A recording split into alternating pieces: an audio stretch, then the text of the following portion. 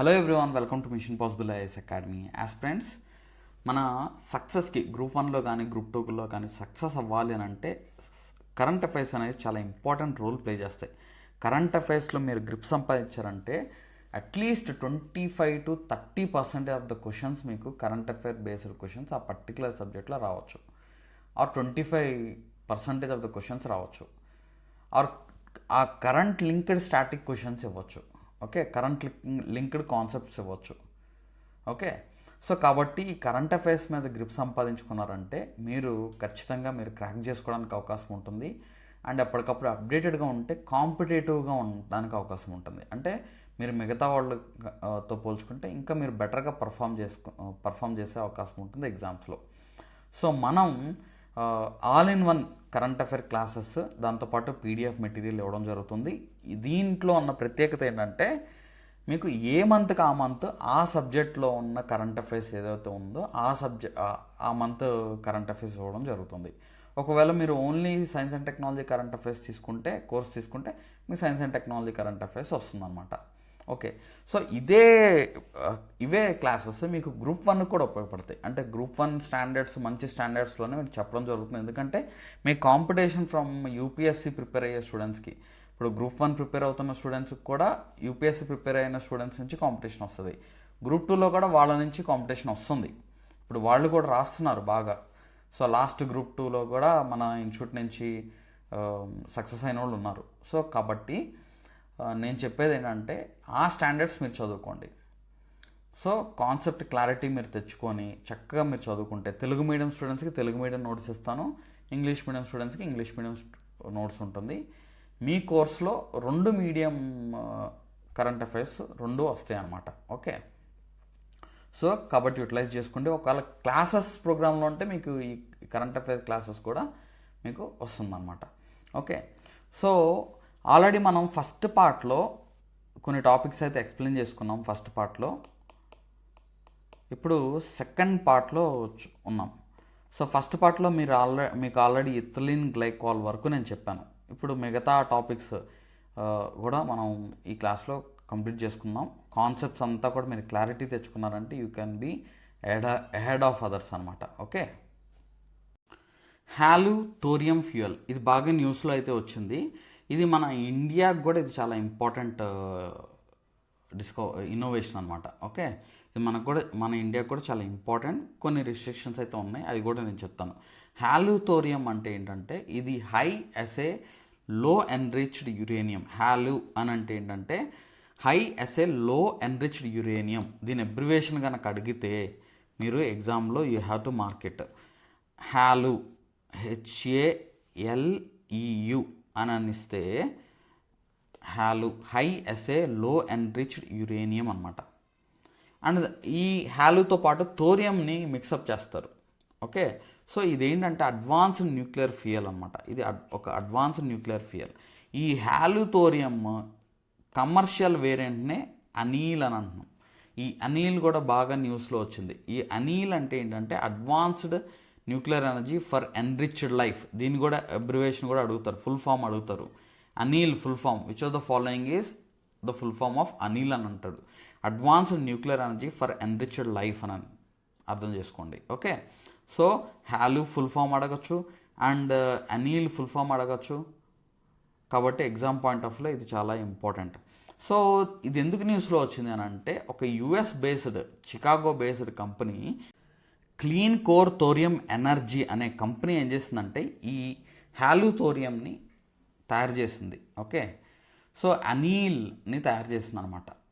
ఈ Anil is nothing but the commercial variant of hall and thorium, గుర్తుపెట్టుకోండి.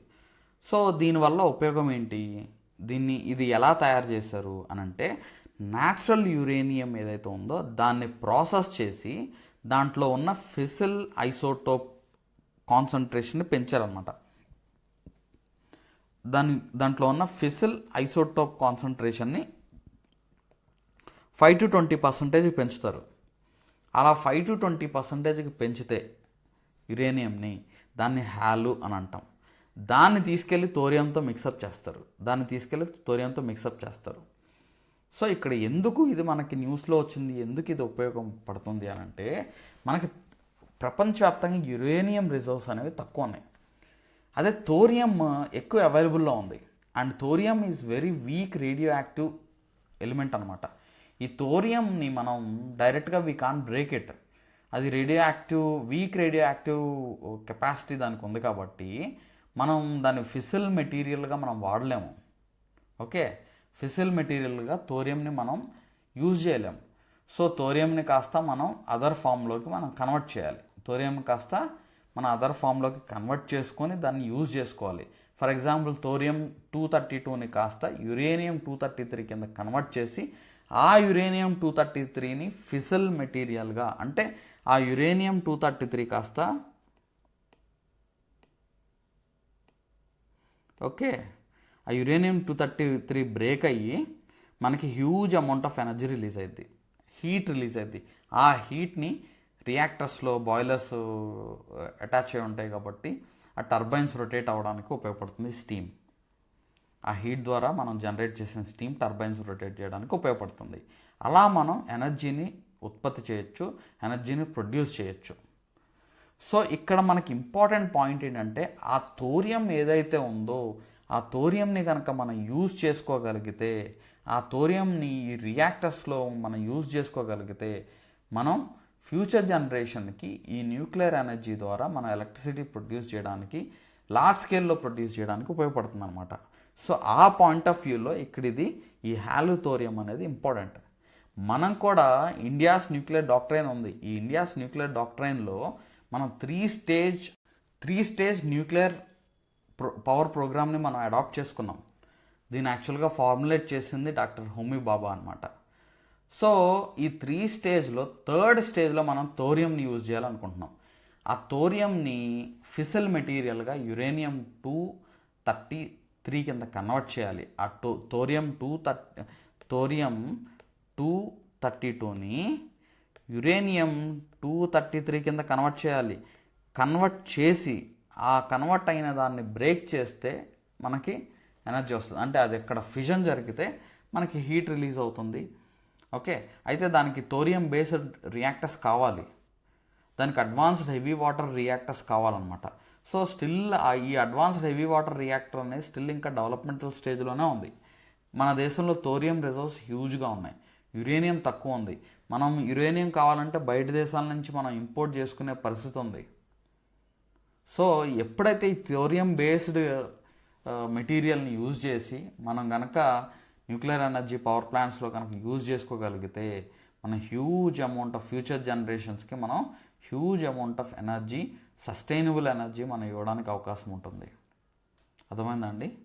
And అది మాత్రమే కాదు, బై 2047 మనం 100 గిగావాట్ ఆఫ్ న్యూక్లియర్ ఎనర్జీని మనం ఇన్స్టాల్డ్ కెపాసిటీ అచీవ్ చేయాలని మనం టార్గెట్ పెట్టుకున్నాం. సో అది అచీవ్ చేయాలంటే ఈ థోరియం బేస్డ్ ఫ్యూయల్ని మనం యూజ్ చేసుకునేలా ఉండాలి. దానికి ఒక ఇన్నోవేషన్, ఒక డెవలప్మెంట్ అనేది యుఎస్ బేస్డ్ కంపెనీ అయితే చేసింది.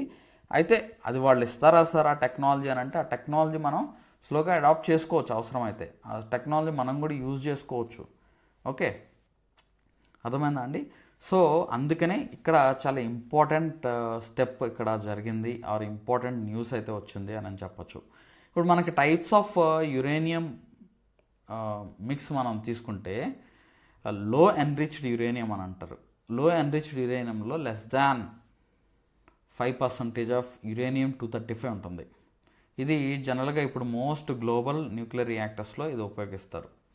నెక్స్ట్ హై ఎస్ఎల్ లో ఎన్రిచ్డ్ యురేనియంలో 5 to 20% ఆఫ్ యురేనియం 235 ఉంటుంది. ఇవి ఎగ్జామ్లో అడగవచ్చు. ఓకే, అండ్ హైలీ ఎన్రిచ్డ్ యురేనియంలో గ్రేటర్ దాన్ 20% ఆఫ్ యురేనియం 235 ఉంటుంది. సో ఈ గ్రేటర్ దాన్ 20% ఆఫ్ యురేనియం 235 ఉంటే it can be used in nuclear weapons. ఈ ఇంత ఎన్రిచ్మెంట్ అనేది రిస్ట్రిక్ట్ చేస్తారన్నమాట. ఓకే, ఆ ఎన్రిచ్మెంట్ ఆఫ్ న్యూక్లియర్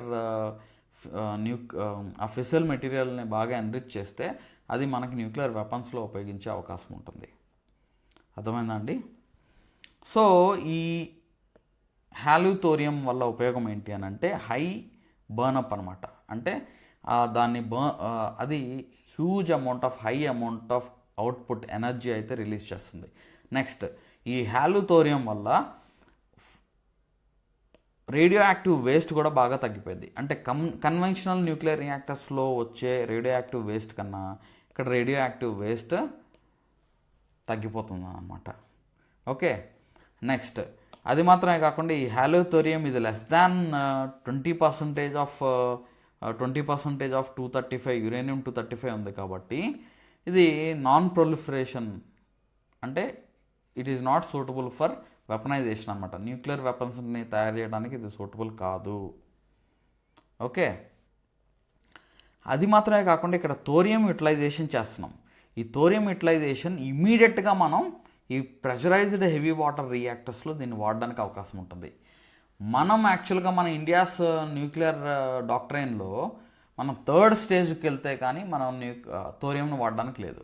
కానీ ఫస్ట్ స్టేజ్లోనే ఈ ప్రెషరైజ్డ్ హెవీ వాటర్ రియాక్టర్స్లోనే ఈ ఫ్యూయల్ని యూజ్ చేసుకోవచ్చు.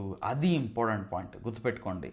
దీనికి ఇంత ఇంపార్టెన్స్ ఎందుకు ఇచ్చారు సార్? అక్కడెక్కడో యుఎస్లో దీన్ని వాళ్ళు డిస్కవర్ చేస్తే, వాళ్ళు ఇన్నోవేషన్ చేస్తే, ఇక్కడ మనకి ఎందుకు సార్ అంత ఇంపార్టెంట్, మనకి ఇండియాకి ఎందుకు అంత ఇంపార్టెంట్ అంటే దిస్ హాలుథోరియం ఫ్యూయల్ని మనం డైరెక్ట్గా మన దగ్గర ఇప్పుడు ఆల్రెడీ సెటప్ ఉన్న, అంటే 18 ప్రెషరైజ్డ్ హెవీ వాటర్ రియాక్టర్స్ ఉన్నాయి యాజ్ ఆఫ్ నౌ.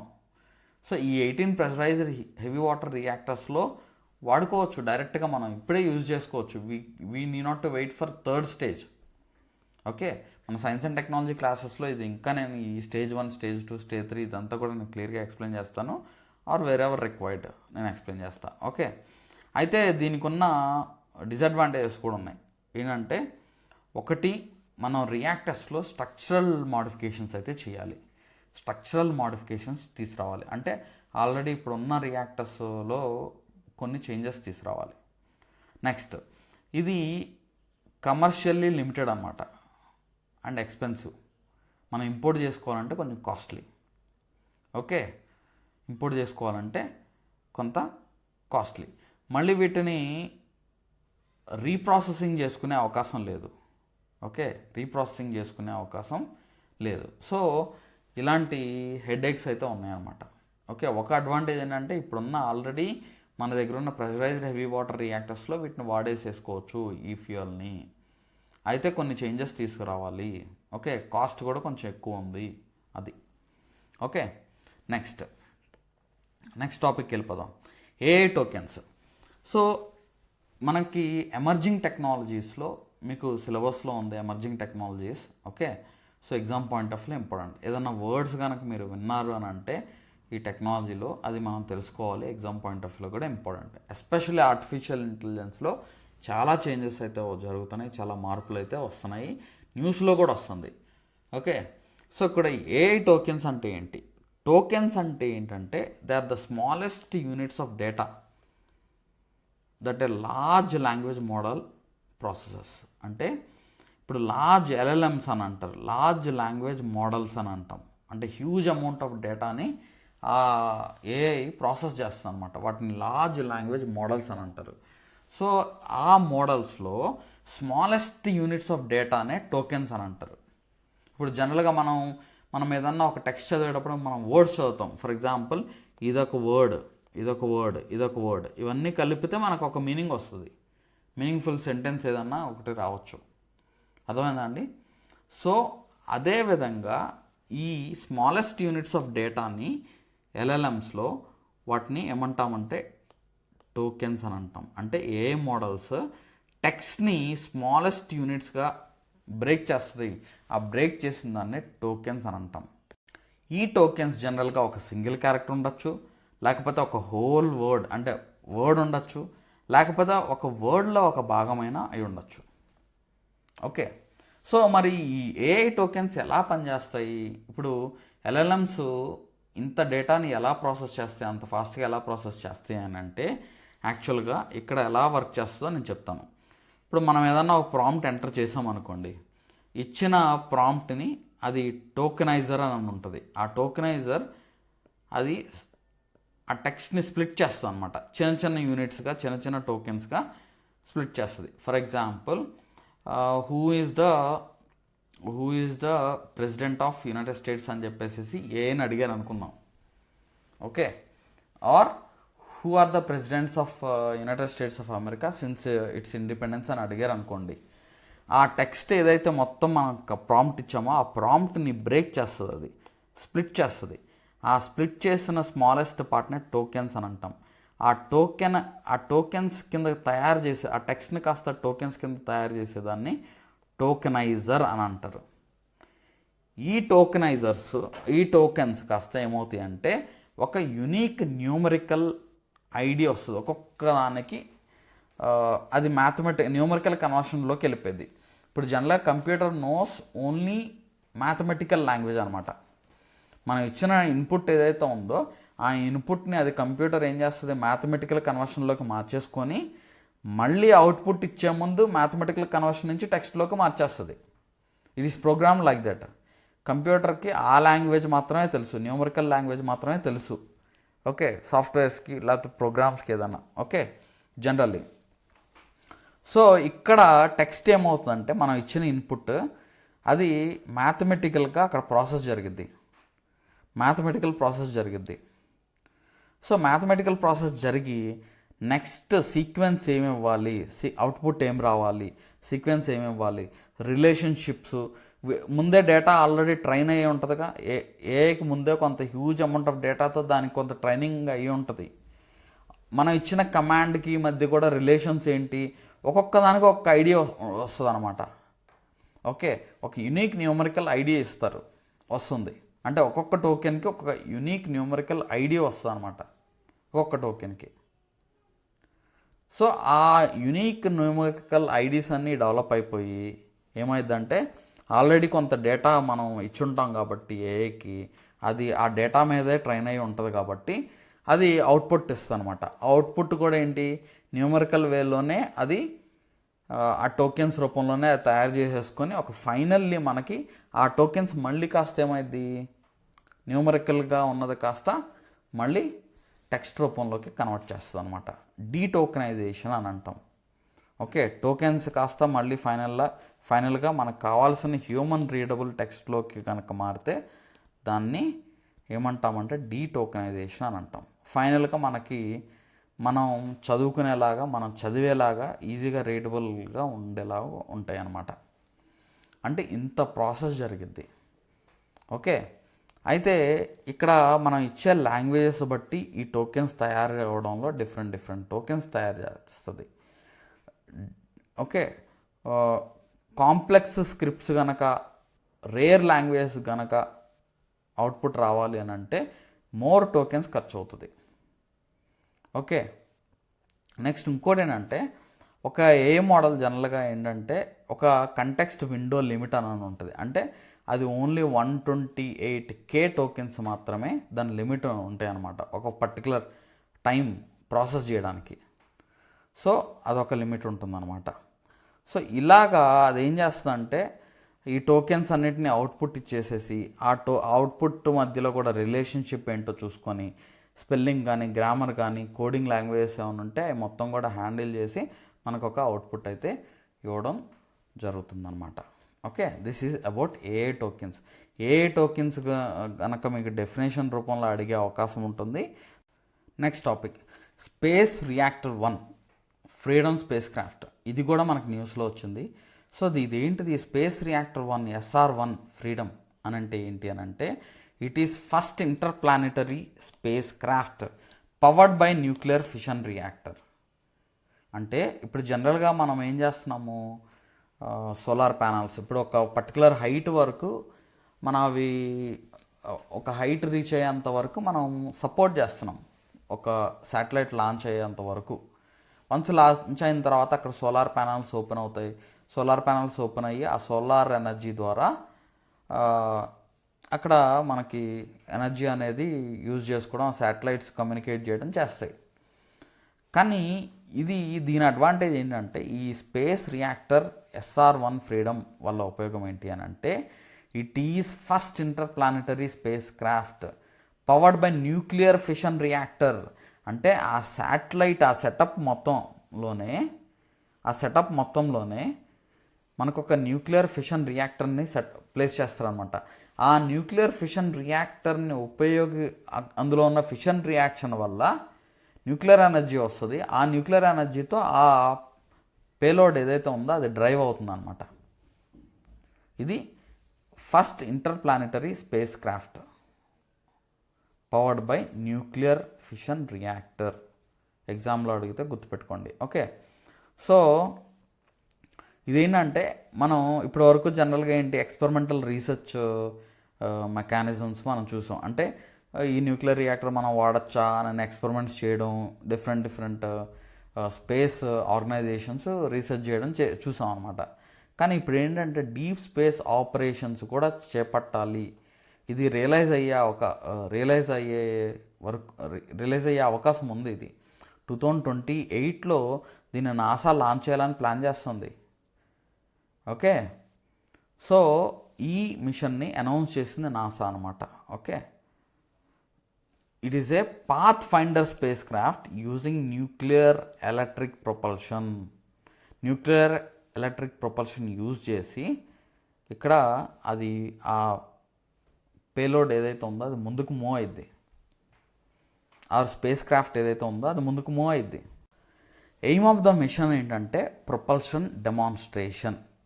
అంటే ఈ న్యూక్లియర్ ఎలక్ట్రిక్ ప్రొపల్షన్ని ఉపయోగించి long duration deep space travel చేయొచ్చు అని ఒక ప్రొపల్షన్ డెమాన్స్ట్రేషన్ చేయాలనుకుంటున్నాం. అంటే ఒక టెక్నాలజీ డెమాన్స్ట్రేషన్ ఇక్కడ జరుగుతుంది. ఈ న్యూక్లియర్ ఎలక్ట్రిక్ ప్రొపల్షన్ ఉపయోగించి మనం long durations deep space travel కూడా చేయొచ్చు. ఇప్పుడు మనకి లిమిటేషన్ ఏంటి? సన్ నుంచి దూరం వెళ్ళే కొద్దీ మనకి కష్టం అయిపోయింది ఆ డ్రైవ్ చేయడం. స్పేస్ క్రాఫ్ట్ని కష్టం అవుతుంది కాబట్టి ఇది మనకి లాంగ్ డ్యూరేషన్ డీప్ స్పేస్ ట్రావెల్కి ఇది ఉపయోగపడుతుంది. నెక్స్ట్ అది మాత్రమే కాకుండా దీంట్లో స్కైఫాల్ పేలోడ్ అని ఒక పేలోడ్ సెటప్ చేయడం జరిగిందనమాట. సో ఈ Skyfall పేలోడ్లో A fleet of robotic helicopters వీటిని ప్లేస్ చేస్తారనమాట ఈ పేలోడ్లో. ఓకే, రోబోటిక్ హెలికాప్టర్స్ ఉంటాయి. ఈ రోబోటిక్ హెలికాప్టర్స్ ఏం చేస్తాయి అని అంటే మార్స్ మీద ఉన్న వాటర్ ఐస్ రూపంలో ఏమన్నా వాటర్ అవైలబుల్ ఉందా, లేకపోతే మార్స్లో హ్యూమన్ ల్యాండింగ్ సైట్స్ ఎక్కడన్నా ఉన్నాయా అనేది ఇది స్టడీ చేస్తాం అనమాట. సో అది మాత్రమే కాకుండా మనకి ఫ్యూచర్ మిషన్స్ రెడీనెస్ కూడా ఇది వన్స్ సక్సెస్ అయితే మాత్రం we're ready for future missions అని చెప్పి ఇదొక డెమాన్స్ట్రేషన్ అని చెప్పచ్చు. మన సోలార్ సిస్టంలో అవుటర్ సోలార్ సిస్టంలో ఉన్న అదర్ ప్లానెట్స్ని కూడా మనం ఎక్స్ప్లోర్ చేయడానికి అవకాశం ఉంటుంది. ఓకే, సో అది అంటే ఇంకోటి ఏంటంటే ఈ న్యూక్లియర్ ఎనర్జీ అనేది మనం కొంచెం లిమిటెడ్ ఫ్యూయల్ ఉపయోగించినా అది long distances huge amount of energy release చేస్తుంది. సో కాబట్టి లాంగ్ డిస్టెన్సెస్ ట్రావెల్ చేయడానికి ఇది ఉపయోగపడుతుంది అన్నమాట. ఓకే, దీంట్లో ఉన్న కీ ఫీచర్స్ ఏంటి అని అంటే యాక్చువల్గా ఇందులో ఉన్న హార్డ్వేర్ ఏదైతే ఉందో దాన్ని లూనార్ గేట్వే స్టేషన్ కోసం తయారు చేయడం కోసం దీన్ని ఫస్ట్ ఇనీషియల్గా ప్లాన్ చేశారనమాట. తర్వాత దీన్ని మొత్తం కూడా మార్చేసేసి ఈ SR1 మిషన్ కోసం ఇందులో ఉన్న హార్డ్వేర్ని ఉపయోగిస్తున్నారు. నెక్స్ట్ న్యూక్లియర్ ఫిషన్ రియాక్టర్స్ని ఇందులో ఫస్ట్ టైం ఇక్కడ వాడుతున్నారు. న్యూక్లియర్ ఫిషన్ రియాక్టర్స్ వాడడం జరుగుతుంది అనమాట. ఈ న్యూక్లియర్ ఫిషన్ రియాక్టర్ వల్ల యురేనియం యాటమ్స్ స్ప్లిట్ అయ్యి మనకి హై అవుట్పుట్ పవర్ అనేది ఇస్తుంది. అప్పుడు మనం సోలార్ ఎనర్జీతో సంబంధం లేకుండా ఆ స్పేస్ క్రాఫ్ట్ ట్రావెల్ చేస్తుంది అనమాట. ఓకే, తద్వారా లాంగ్ డిస్టెన్సెస్ ట్రావెల్ అనేది జరుగుతుంది. నెక్స్ట్ స్కైఫాల్ పేలోడ్ కూడా ఇందులో యూజ్ ఉంటుంది అని చెప్పేసి చెప్పాను. ఈ స్కైఫాల్ పేలోడ్ ఏంటి అని అంటే ఇందులో 3 to 6 ingenuity class helicopters use చేస్తారు. ఈ హెలికాప్టర్స్ ఏంటి అని అంటే దీంట్లో గ్రౌండ్ పెనిట్రేటింగ్ రాడార్స్ ఉంటాయి, హై రిజల్యూషన్ కెమెరాస్ ఉంటాయి అన్నమాట ఈ హెలికాప్టర్స్లో. ఓకే, సో ఈ హెలికాప్టర్స్ ఏం చేస్తాయంటే ఇప్పుడు ఫర్ ఎగ్జాంపుల్ మార్స్ మీద మనం పంపిస్తున్నాం కాబట్టి surface mapping of Mars, sub surface ice detection ఇదంతా కూడా స్టడీ చేస్తుంది. దీన్ని December 2028 లాంచ్ చేయాలని నాసా అయితే ప్లాన్ చేస్తుంది. ఇది కనుక సక్సెస్ అయింది అని అంటే ఒక రెవల్యూషన్ తీసుకొస్తున్నట్టు, ఒక రెవల్యూషన్ వస్తున్నట్టు.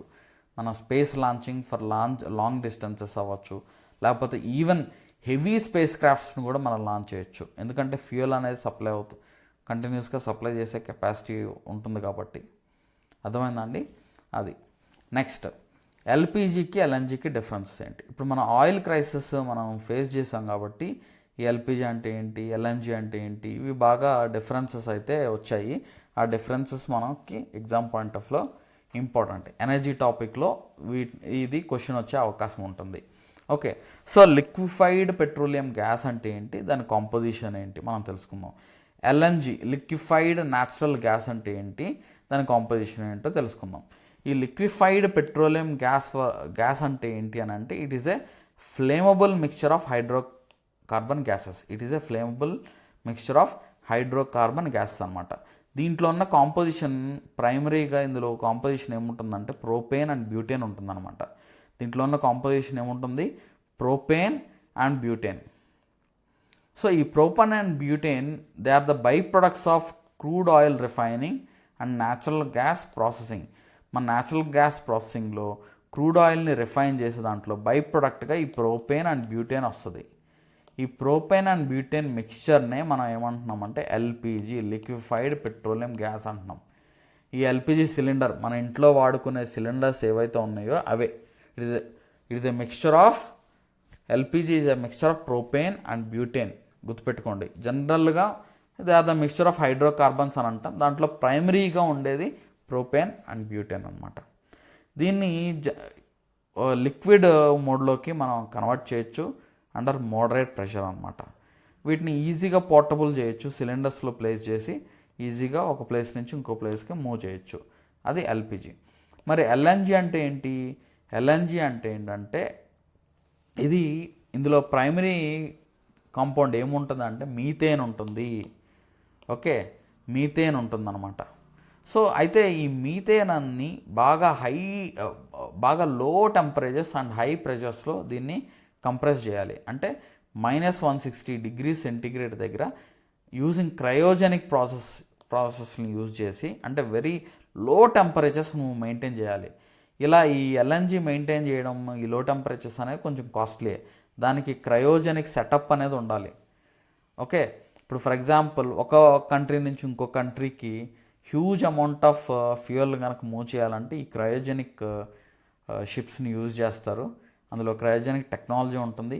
అది లో టెంపరేచర్స్లో ఈ న్యాచురల్ గ్యాస్ని ప్లేస్ చేసి లాంగ్ డిస్టెన్స్ ట్రాన్స్పోర్ట్ చేయడానికి ఉపయోగపడుతుంది. అంటే అక్రాస్ ఓషన్స్ ట్రావెల్ చేయడం కోసం దీన్ని వాడతారనమాట. ఓకే, ఇప్పుడు ఎక్కడైతే పైప్ లైన్స్ వేయడానికి పాసిబుల్ అవ్వదో అక్కడ ఈ క్రయోజెనిక్ టెక్నాలజీ యూజ్ చేసి ఒక చోట నుంచి ఇంకో చోటకి ఫ్యూయల్ని ట్రాన్స్పోర్ట్ చేయడానికి ఉపయోగపడుతుంది అనమాట. ఇక్కడ డిఫరెన్సెస్ చూడండి, నేను ఇక్కడ డిఫరెన్స్ ఇచ్చాను. ఓకే, సో ఇది మనకి ఎల్పిజి వచ్చేసరికి ప్రైమర్లీ ప్రోపేన్ అండ్ బ్యూటేన్ ఉంటుంది. ఎల్ఎన్జి వచ్చేసరికి మీథేన్ ఉంటుంది. సో ఈ ఎల్పిజి ప్రొడక్షన్ని ఎలా తయారు చేస్తున్నాము అని అంటే oil refining and gas processing ద్వారా మనం తయారు చేస్తాము. వెరాజ్ ఎల్ఎన్జి వచ్చేసరికి purified natural gas cooled cryogenically very low temperatures, that is -160 degrees సెంటిగ్రేడ్లో కూల్ చేయాలి. నెక్స్ట్ స్టోరేజ్ వచ్చేసరికి మనం రూమ్ టెంపరేచర్లోనే మనం సిలిండర్స్లో, ప్రెషరైజ్డ్ సిలిండర్స్లో మనం స్టోర్ చేస్తాం. అదే ఎల్ఎన్జి వచ్చేసరికి స్పెషలైజ్డ్ క్రయోజెనిక్ ట్యాంక్స్ ఉండాలి వాటిని స్టోరేజ్ చేయడం కోసం. జనరల్గా ఎల్పిజి వచ్చేసరికి it is heavier than air. ఇప్పుడు సిలిండర్లో ఉన్న ఈ propane and butane it is heavier than air అనమాట. కాబట్టి అది సింక్ కిందకే వస్తుంది. ఇప్పుడు మనం గ్యాస్ లీక్ అయింది అనుకోండి, ఆ గ్యాస్ లీక్ అయింది గాల్లో పైకి అలా కలిసిపోదు, పైకి వెళ్ళిపోదు, అక్కడే ఆ రూమ్లో కింద అలా స్ప్రెడ్ అయిపోయి ఉంటుంది, గ్రౌండ్లో అలా స్ప్రెడ్ అయిపోయి ఉంటుంది. ఎందుకంటే it is heavier than air కదా. ఇప్పుడు ఆ గ్యాస్ స్టవ్ కనుక లీక్ అయింది అనుకోండి, కింద అలా స్ప్రెడ్ అయి ఉంటుంది అనమాట. It is heavier than air కాబట్టి కిందే ఉంటుంది. అదే మనకి న్యాచురల్ గ్యాస్ అనుకోండి, it is lighter than air, త్వరగా డిస్పర్స్ అయిపోద్ది అనమాట. అంటే ప్రమాదాలు జరిగితే ఈ LPG cylinders, LPG setup or LPG cylinders more dangerous అనమాట when compare to LNG, liquefied natural gas. Okay, higher fire risk ఉంటుంది ఎల్పిజి లీక్ అయినప్పుడు. రిలేటివ్లీ సేఫర్గా ఉంటుంది. ఓకే, త్వరగా ఎవాపరేట్ అయిపోయింది, త్వరగా డిసపియర్ అయిపోయింది ఎయిర్లోకి. అది difference. Applications of LPG and LNG కూడా చూద్దాం. ఎల్పిజి అప్లికేషన్స్ వచ్చేసరికి కుకింగ్ ఫ్యూయల్గా మనకు బాగా యూజ్ చేస్తున్నాం మనం. ఇప్పుడు ప్రతి ఇంట్లో గ్యాస్ సిలిండర్స్ ఉన్నాయి, కుకింగ్ ఫ్యూయల్గా యూజ్ చేస్తున్నాం. నెక్స్ట్ అది మాత్రమే కాకుండా స్పేస్ హీటింగ్కి ఉపయోగపడుతుంది, వాటర్ హీటింగ్కి ఉపయోగపడుతుంది.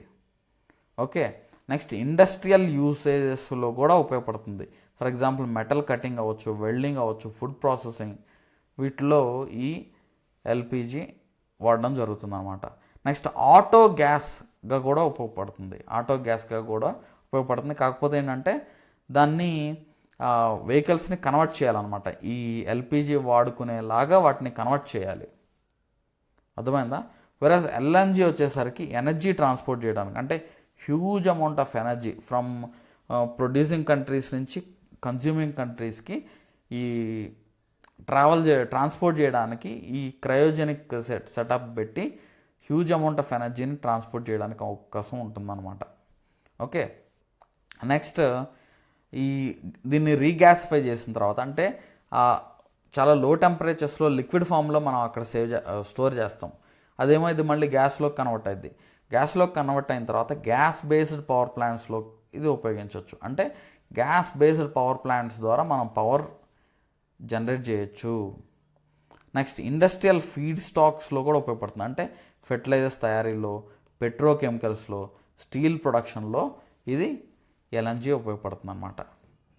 అండ్ హెవీ ట్రాన్స్పోర్టేషన్, లోకోమోటివ్స్కి, షిప్స్కి, ఓకే, లాంగ్ హాల్ ట్రక్స్కి, అంటే హెవీ ట్రాన్స్పోర్టేషన్ దాంట్లో ఈ ఎల్ఎన్జిలో ఉపయోగించడం చేస్తామన్నమాట. నెక్స్ట్ సిటీ గ్యాస్ డిస్ట్రిబ్యూషన్లో కూడా వీటిని ఎల్ఎన్జిని గ్యాస్ రూపంలోకి ట్రాన్స్పోర్ట్ చేయడం జరుగుతుంది. అది ఏ ఫామ్లో అంటే, for example piped natural gas అయితే హౌస్ హోల్డ్స్కి ఇస్తారనమాట. అదే సిఎన్జి కంప్రెస్డ్ న్యాచురల్ గ్యాస్ మనం ఇప్పుడు పెట్రోల్ బంక్లో ఆర్ గ్యాస్ స్టేషన్స్ ఉంటాయి బయట, సిఎన్జి అని రాసి ఉంటారు, కంప్రెస్డ్ న్యాచురల్ గ్యాస్. ఇప్పుడు ఆటోల్ని ఇవి ఏంటంటే క్లీన్ ఎనర్జీ కాబట్టి ఈ ట్రాన్స్పోర్టేషన్లో కూడా ఇది ఉపయోగపడుతుంది in the form of CNG, compressed natural gas అని అంటాం. ఆ సిఎన్జి అంటే ఏంటి?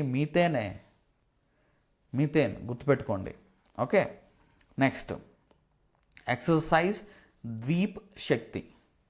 ఈ ఎక్సర్సైజ్ ద్వీప్ శక్తి ఎందుకు న్యూస్లో వచ్చింది అని అంటే, ఇది ఒక large scale tri service joint military exercise అనమాట. దీని మెయిన్ పర్పస్ ఏంటి అని అంటే integrated combat capabilities, coastal and island ఎన్విరాన్మెంట్స్లో ఈ large scale tri services joint exercise అయితే కండక్ట్ చేయడం జరిగింది. దీని మెయిన్ ఫోకస్ ఏంటంటే rapid deployment of forces to protect remote island territories from maritime threats. ఇప్పుడు ఫర్ ఎగ్జాంపుల్ మన చుట్టుపక్కల అండమాన్ నికోబార్ ఐలాండ్స్ ఉన్నాయి. అది మనకు చాలా ఇంపార్టెంట్ లొకేషన్, స్ట్రాటజిక్ లొకేషన్. మన దగ్గర నుంచి చాలా దూరంలో కూడా ఉంటుంది, అది చాలా డిస్టెన్స్లో ఉంటుంది అండమాన్ అండ్ నికోబార్ ఐలాండ్స్. మరి డిస్టెన్స్లో ఉన్న వాటిని మనం కాపాడుకోవాలి కదా. కాపాడుకోవాలి అని అనుకుంటే కాదు కదా, దానికి ఎక్సర్సైజెస్ కూడా మనం చేయాలి కదా. ఓకే, అలాంటి సిచ్యువేషన్స్ని సిమ్యులేట్ చేస్తారు. ఎవరో ఎనిమీ మన మీద టార్గెట్ చేస్తున్నారు, అప్పుడు మనం ఎలా రెస్పాండ్ అవ్వాలి, ఆ విధంగా సిమ్యులేట్ చేసి ఇది ఒక tri service joint military exercise అనమాట. ఓకే, ఇందులో ఇన్వాల్వ్ అయిన వాళ్ళు army, Indian navy, Indian air force అనమాట.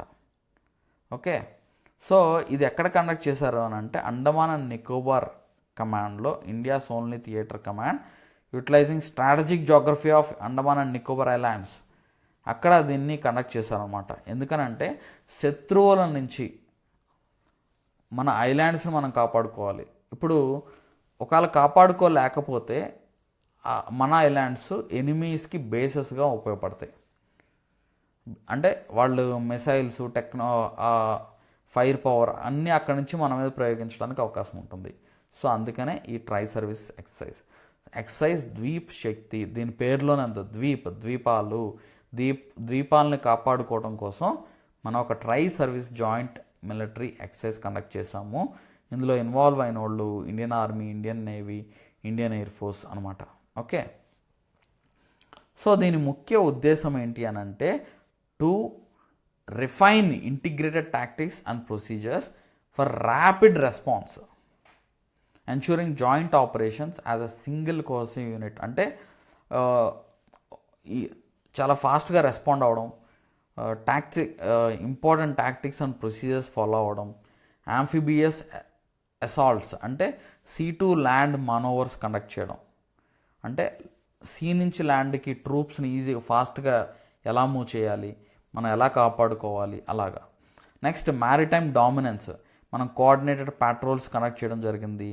Control over sea lines of communication, deterrence of adversarial naval presence. Okay, ఎనిమీని డిటర్ చేయగలగాలి, అక్కడే మన ఐలాండ్ మీద అడుగు పెట్టకుండా వాడిని అక్కడే ఆపాలి. Okay, beach landing drills conduct చేయడం జరిగింది. హెవీ ఎక్విప్మెంట్ డిప్లాయ్ చేయడం జరిగింది. ఓకే, నెక్స్ట్ సిమ్యులేటెడ్ హాస్టైల్ షోర్స్, అంటే ఆ హాస్టైల్ కండిషన్స్ని సిమ్యులేట్ చేయడం జరిగింది అనమాట.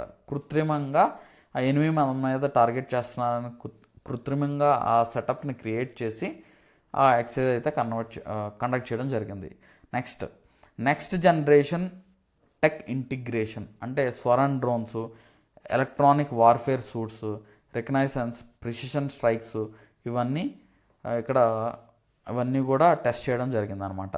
Next multi domain interoperability, అంటే unified communication protocols, real time data sharing between air, sea and land forces. వీళ్ళందరి మధ్య ఒక ఇంటిగ్రేషన్ ఉండేలాగా వీళ్ళందరి మధ్య, అంటే ఎయిర్ ఫోర్స్, ల్యాండ్, సీ, వీళ్ళందరి మధ్య ఒక communication setup, single integrated communication setup చేయడం, ఇలాగా ఇక్కడ ఎక్సర్సైజ్ అయితే కండక్ట్ చేయడం జరిగింది.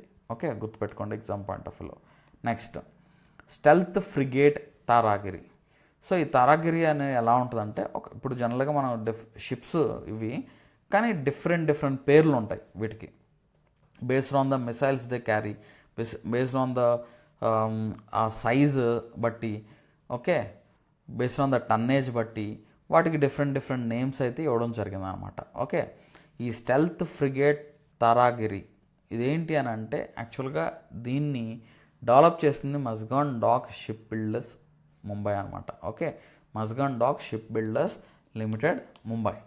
సో ఇది న్యూస్లో వచ్చింది. తారాగిరి అని అంటే ఏంటంటే it is a stealth guided missile frigate of project 17A class. ఇప్పుడు which of the following comes under so and so project అని అడుగుతాడు. ఓకే, మనకి which of the following comes under so and so project అని ఎగ్జామ్లో అడిగినప్పుడు ఇలాంటి question అడగచ్చు. Stealth frigate Taragiri is a part of which project, project 17A, project 17B, project 17C, ఇలా ఇవ్వచ్చు. So it is A part of project 17A. So దీని main purpose ఏంటంటే multi dimensional naval warfare, జనరల్గా సర్ఫేస్ నుంచి అవ్వచ్చు, air నుంచి అవ్వచ్చు, surface ఆపరేషన్స్ని మనం కండక్ట్ చేయడం కోసం ఈ స్టెల్త్ ఫ్రిగేట్ తారాగిరిని మనం తయారు చేసుకున్నాం. సో దీంట్లో ఏంటంటే మనం 75% ఇండిజినియస్ కంటెంట్ అయితే ఉంది. దీంట్లో దగ్గరగా దీని తయారీలో 200+ MSMEs అయితే పార్టిసిపేట్ చేయడం జరిగింది. సో ఈ స్టెల్త్ ఫ్రిగేట్స్ తారాగిరి వల్ల ఉపయోగం ఏంటి అని అంటే మన ఇండియాస్ మ్యారిటైమ్ కాంబాట్ కెపాసిటీ అనేది పెరుగుతుంది. మనకి stealth weapons, okay, advanced stealth and weapon సిస్టమ్స్ని మనం ఆ ఫ్రిగేట్స్ మీద సెటప్ చేసుకోవడానికి అవకాశం ఉంటుంది. అండ్ ఎనిమీని మనం అటాక్ చేయడానికి అవకాశం ఉంటుంది ఫ్రమ్ దట్ షిప్స్ అనమాట. అర్థమైందా? సో మన శత్రువులు మన దగ్గరికి మన వాటర్స్లో ఎంటర్ అయినప్పుడు మనం అటాక్ చేయొచ్చు, లేకపోతే మనమే వాళ్ళ వాటర్స్లోకి ఎంటర్ అయ్యి మన వాళ్ళని న్యూట్రలైజ్ చేయొచ్చు, టార్గెట్ చేయొచ్చు. Okay, so important key role play చేస్తాయి ఇలాంటి స్టెల్త్ ఫ్రిగేట్స్ అనమాట. సో స్టెల్త్ అని అంటే ఏంటంటే శత్రువులకి అంత ఈజీగా దొరకదు, అది శత్రువులను తప్పించుకొని తిరిగిద్ది, స్టెల్త్ కెపాసిటీ అనమాట. ఓకే, సో డిటెక్షన్ని మినిమైజ్ చేసుకొని ఎనిమీ రేడార్స్ కంట పడకుండా సర్ప్రైజ్ అటాక్స్ చేస్తుంది. ఓకే, సో అది ఇక్కడ మనకి ఇంపార్టెంట్. నెక్స్ట్ ఇది డిస్ప్లేస్మెంట్ వచ్చేసరికి 6670 టన్స్ ఆఫ్ వాటర్ని డిస్ప్లేస్ చేస్తుంది. అంటే అంత కెపాసిటీ అది మొయ్యగలదు అనమాట. Okay, advanced weapons, sensors, next long duration multi role operations conduct చేయొచ్చు. లాంగ్ డ్యూరేషన్ ఆపరేషన్స్ కండక్ట్ చేయొచ్చు అనమాట. నెక్స్ట్ ఇందులో ప్రొపల్షన్. సార్ మరి ఇందులో ఫ్యూయల్ ఏది వాడతారు సార్ అని అంటే, ఇందులో డీజిల్ ఇంజిన్ ఉంది, నెక్స్ట్ గ్యాస్ టర్బైన్స్ కూడా ఉన్నాయి. డీజిల్ ఇంజిన్ ఏంటంటే ఫ్యూయల్ ఎఫిషియంట్ క్రూయిజింగ్, అంటే ఎఫిషియెంట్గా తక్కువ ఖర్చుతో నువ్వు ఒక ప్లేస్ నుంచి ఇంకో ప్లేస్కి ట్రావెల్ చేయాలంటే ఈ డీజిల్ ఇంజిన్ వాడతారు. లేదు ఫాస్ట్గా, ఖర్చు ఎక్కువైనా పర్లేదు, ఫాస్ట్గా ట్రావెల్ చేయాలంటే గ్యాస్ టర్బైన్స్ వాడతారు. ఈ రెండు ఇందులో ఉంటాయి అన్నమాట. అవి ఆ స్టెల్త్ ఫ్రిగేట్ని నడిపిస్తాయి. సో ఈ రెండు ఇంజన్స్ ఉండడం వల్ల, or diesel engine and turbines ఉండడం వల్ల ర్యాపిడ్ రెస్పాన్స్, ఫాస్ట్గా రెస్పాండ్ అవ్వడానికి అవకాశం ఉంటుంది. లాంగ్ ఎండ్యూరెన్స్ కూడా ఉంటుంది. ఇప్పుడు ఒక షిప్ వాటర్లో ఎంతకాలం ఉండగలదు ఫ్యూయల్ లేకుండా, బయట నుంచి ఫ్యూయల్ అందించకుండా ఉండగలదు అనే దాన్ని బట్టి కూడా దానికి కెపాసిటీ ఉంటుంది. ఓకే, ఇప్పుడు కొన్ని వేల కిలోమీటర్లు జర్నీ చేస్తుంది, మళ్ళీ ఇంటికి వచ్చి మళ్ళీ ఫ్యూయల్ ఫిల్ చేసుకొని మళ్ళీ వెళ్ళాలంటే ఇది పాసిబుల్ అవుతుందా? అవదు కదా. సో అది ఇంపార్టెంట్ ఇక్కడ. ఆర్ శత్రువులు కంటపడింది అనుకోండి, అప్పుడు ఈజీగా అటాక్ చేయొచ్చు కదా. సో అటువంటి స్టెల్త్ ఫీచర్స్ కూడా ఇందులో ఉందన్నమాట. నెక్స్ట్ దీంట్లో సూపర్ సోనిక్ మిసైల్ సిస్టమ్స్ని సెటప్ చేయడం జరిగింది. సర్ఫేస్ టు సర్ఫేస్ మిసైల్స్ అవ్వచ్చు, సర్ఫేస్ టు ఎయిర్ మిసైల్స్ అవ్వచ్చు. Okay, advanced naval guns, torpedoes, anti submarine warfare systems. ఇప్పుడు ఫర్ ఎగ్జాంపుల్ శత్రువులు సబ్మెరైన్ వస్తుంది, దాన్ని అటాక్ చేస్తుంది. ఓకే, మల్టీ థ్రెట్ ఎన్విరాన్మెంట్ సైమల్టేనియస్గా ఒకేసారి హ్యాండిల్ చేస్తుంది. డిఫరెంట్ థ్రెట్స్ని ఒకేసారి హ్యాండిల్ చేసే కెపాసిటీ. ఫర్ ఎగ్జాంపుల్ సబ్మెరైన్ నుంచి అటాక్ వస్తుంది, నెక్స్ట్ వేరే మిసైల్ లాంచ్ చేశారు మన మీద అప్పుడు, నెక్స్ట్ లేకపోతే హెలికాప్టర్స్ నుంచి అటాక్ చేస్తున్నారు ఎనిమీస్, అప్పుడు కూడా ఇది ఈ surface to air missiles, surface to surface missiles ద్వారా అది అటాక్ చేసే అవకాశం ఉంటుందన్నమాట. అంటే ఒకేసారి మల్టీ థ్రెట్ ఎన్విరాన్మెంట్స్ని డీల్ చేసే కెపాసిటీ దీనికి ఉందన్నమాట. Next Pinaka multi barrel rocket launcher system. So ఇది ఇది కూడా న్యూస్లో మనకు వస్తూనే ఉంటుంది. ఈ Pinaka multi barrel rocket launch system ఏంటి అని అంటే, ఇది ఒక indigenous multi barrel rocket launcher system అనమాట. ఇండిజీనియస్, మనమే సొంతగా తయారు చేసుకున్నాం ఈ మల్టీ బ్యారల్ రాకెట్ లాంచర్. దీని కెపాసిటీ ఏంటంటే ఒకేసారి 12 రాకెట్స్ని వితిన్ 44 సెకండ్స్లో ఫైర్ చేయగలదు.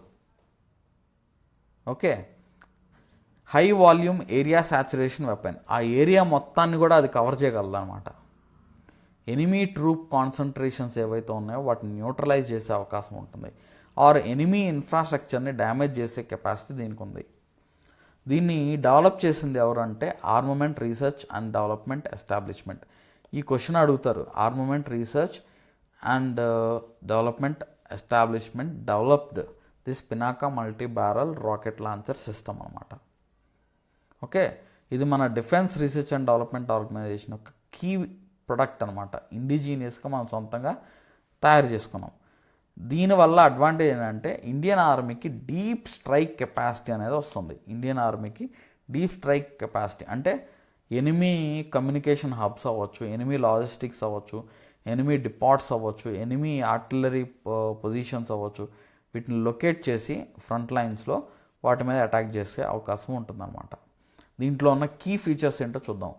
Which of the following is the feature of Pinaka multi barrel rocket system, ఇలా అడగచ్చు. దీంట్లో ఉన్న ఇంపార్టెంట్ ఫీచర్స్ ఏంటి అని అంటే, ఒకేసారి నేను ఇందాక 12 చెప్పాను కదా, 72 రాకెట్స్ని కూడా ఒకేసారి కూడా ప్రయోగించవచ్చు వితిన్ 44 సెకండ్స్ అనమాట. సో తద్వారా ఏంటంటే 1000 × 800 మీటర్స్ ఆఫ్ ఏరియాని కవర్ చేయొచ్చు. అంటే హ్యూజ్ ఏరియాని ఇది కవర్ చేసే కెపాసిటీ ఉంటుంది. దీని రేంజ్, దీంట్లో వేరియంట్స్ ఉన్నాయన్నమాట, రేంజ్ వేరియంట్స్ బట్టి ఉన్నాయి.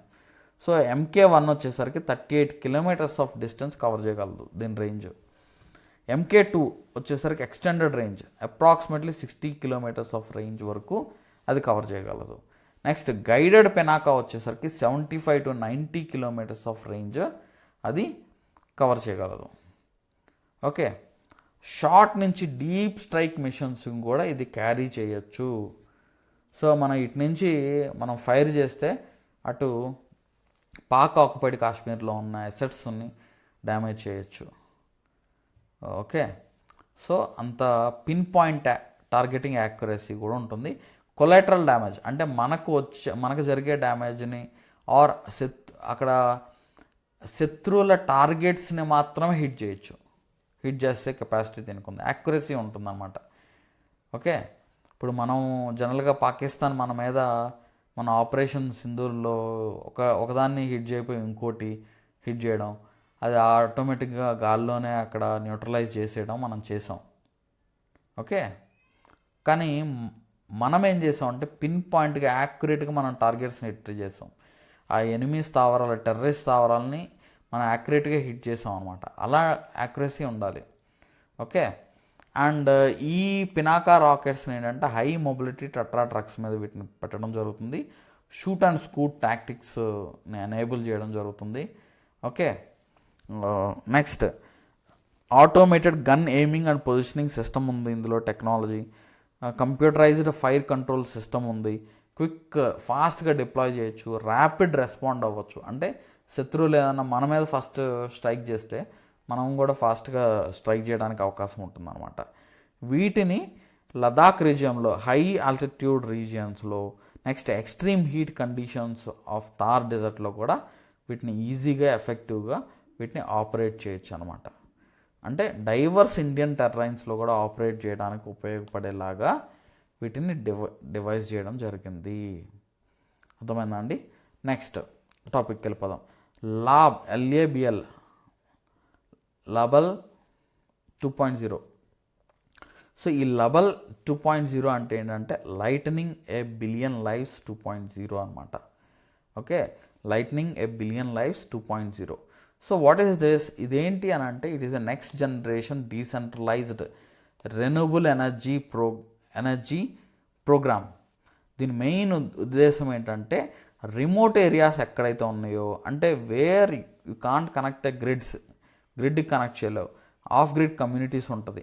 సో అక్కడ క్లీన్ ఎనర్జీ యాక్సెస్ అందించడమే దీని యొక్క ముఖ్య ఉద్దేశం అనమాట. అది మాత్రమే కాకుండా productive rural livelihood and climate action. Okay, అంటే క్లీన్ ఎనర్జీ యాక్సెస్తో పాటు ప్రొడక్టివ్ రూరల్ లైవ్లీహుడ్స్ ఉండేలాగా చూడడం అండ్ క్లైమేట్ యాక్షన్ కూడా. అంటే క్లైమేట్ యాక్షన్ ఏంటి? ఇప్పుడు సోలార్ ఎనర్జీ ప్యానల్స్ కానీ ఇలా సెటప్ చేసాం అనుకో, అక్కడ మనం క్లైమేట్ చేంజ్ని కూడా మనం బీట్ చేయొచ్చు. ఎందుకంటే అక్కడ నీకు ఫాజిల్ ఫ్యూయల్స్ ఏమీ ఖర్చు అవ్వట్లేదు కదా. ఓకే, సో దీన్ని లాంచ్ చేసింది ఎవరు అని అంటే the energy and resource institute. ఎగ్జామ్లో అడిగే అవకాశం ఉంటుంది. లెవెల్ 2.0ని ఎవరు లాంచ్ చేశారు అంటే lightning A billion lives 2.0. This lightning A billion lives 2.0 is launched by the Energy and Resource Institute. It is launched by the Energy and Resource Institute అనమాట. దీని main purpose ఏంటి అని అంటే to expand clean and decentralised renewable energy access in rural and under served regions. Rural areas అవ్వచ్చు, under served regions అవ్వచ్చు. ఇప్పుడు for example మనకి power ఉంటేనే కదా, ఎలక్ట్రిసిటీ ఉంటేనే కదా మనం ఏదైనా చేయడానికి అవకాశం ఉంటుంది. అక్కడ రూరల్ ఉమెన్ అవ్వచ్చు, లేకపోతే అక్కడ లైఫ్స్ పవర్ లేకపోతే ఏమీ చేయలేము. సో ఈ పవర్ కనుక సప్లై చేయగలిగితే, పవర్ మనం సోలార్ ప్యానల్ సెటప్ ద్వారా కానీ మనం చేయగలిగితే అక్కడ ఎంటర్ప్రినర్షిప్ని మనం ప్రమోట్ చేయొచ్చు, గ్రీన్ లైవ్లీహుడ్స్ని మనం ప్రమోట్ చేయొచ్చు. ఓకే, సస్టైనబుల్ డెవలప్మెంట్ గోల్స్ని మనం అచీవ్ చేయొచ్చు ఈవెన్ ఇన్ రిమోట్ ఏరియాస్ అనమాట. ఓకే, దీని లెవెల్ 2.0 ముఖ్య ఉద్దేశం ఏంటి అని అంటే దీని ఫీచర్స్ ఏంటో చూద్దాం. Decentralised renewable energy expansion. Decentralised అంటే ఎక్కడ రిమోట్ ఏరియా ఉంటే అక్కడ దాన్ని నువ్వు సెటప్ చేసేయచ్చు ఈజీగా. Okay, solar and other clean energy సొల్యూషన్స్ని ఉపయోగించి రూరల్ ఏరియాస్లో రియలబుల్ ఎలక్ట్రిసిటీ యాక్సెస్ని అందించడానికి అవకాశం ఉంటుంది. గ్రీన్ లైవ్లీహుడ్ క్రియేషన్ అనమాట. అంటే ఆ ఎనర్జీని ఏదైతే అక్కడ మనం సెటప్ చేస్తున్నామో ఎఫెక్టివ్గా యూజ్ అయ్యేలాగా, స్మాల్ బిజినెస్ యాక్టివిటీస్ చేసుకునేలాగా, లేకపోతే రూరల్ ఎంటర్ప్రిన్యూర్షిప్ని ప్రమోట్ చేసుకునేలాగా, వాళ్ళు ఇన్కమ్ జనరేషన్ మీద ఫోకస్ అయ్యేలాగా, ఇన్కమ్ జనరేషన్ యాక్టివిటీస్ మీద ఫోకస్ చేసేలాగా ఈ ప్రోగ్రామ్ ఎంకరేజ్ చేస్తాను అనమాట. నెక్స్ట్ ఎస్పెషల్లీ ఉమెన్ ఎంపవర్మెంట్కి ఇది బాగా ఉపయోగపడుతుంది. Okay, next carbon accounting and climate అవుట్కమ్స్లో కూడా ఇది బాగా ఉపయోగపడుతుంది. ఇప్పుడు ఫర్ ఎగ్జాంపుల్ ఆ రూరల్ ఏరియాస్ వీటన్నిటిలో మనం ఈ other solar energy or other clean energy సొల్యూషన్స్ని కనుక మనం ఫైండ్ అవుట్ చేసి వాళ్ళకి ఎలక్ట్రిసిటీ యాక్సెస్ మనం అందించగలిగితే మనం ఈ ఫాజల్ ఫ్యూయల్ ఫుట్ ప్రింట్ కూడా తగ్గిపోయిద్ది. క్లైమేట్ అకౌంటింగ్, క్లైమేట్ అవుట్కమ్లో కూడా మనం ప్రోగ్రెస్లో ఉండడానికి అవకాశం ఉంటుంది. ఓకే, దీనికి మంచిగా ఫండింగ్ కూడా, క్లైమేట్ ఫైనాన్స్ మెకానిజమ్స్ కూడా దీనికి బాగుంటాయి. కార్బన్ మార్కెట్స్లో కూడా వీటిని ఎంకరేజ్ చేయడం జరుగుతుంది. ఎగ్జాంపుల్ ఫ్లాగ్షిప్ ప్రోగ్రామ్స్ వచ్చేసరికి Hastinapur model city, this is one such example of లెబల్ 2.0 అండ్ హుడ్కో model solar village, GCC DRE carbon credit programme and various other solar technology partnerships. Okay, ఇది so this is about level 2.0 గుర్తుపెట్టుకోండి. Next centre for development of telematics, centre for development of telematics. So what is the centre? దీన్ని C.dot అని అంటారు, centre for development of telematics. దాని పేరులోనే ఉంది. ఇది ఏంటంటే it is a premium telecom research and development organisation. Okay, it is working on indigenous telecom technologies and digital network solutions. Indigenous telecom technologies develop చేసి digital network సొల్యూషన్స్ని develop చేసి ఇది మన ఇండస్ట్రీకి వాటిని ట్రాన్స్ఫర్ చేయడం చేస్తాం అనమాట. Okay, it is an autonomous telecom technology centre under the department of telecommunication. Department of telecommunication కింద మనకి అటానమస్ టెలికామ్ టెక్నాలజీ సెంటర్ అనమాట. దీన్ని 1984లో సెటప్ చేశారు.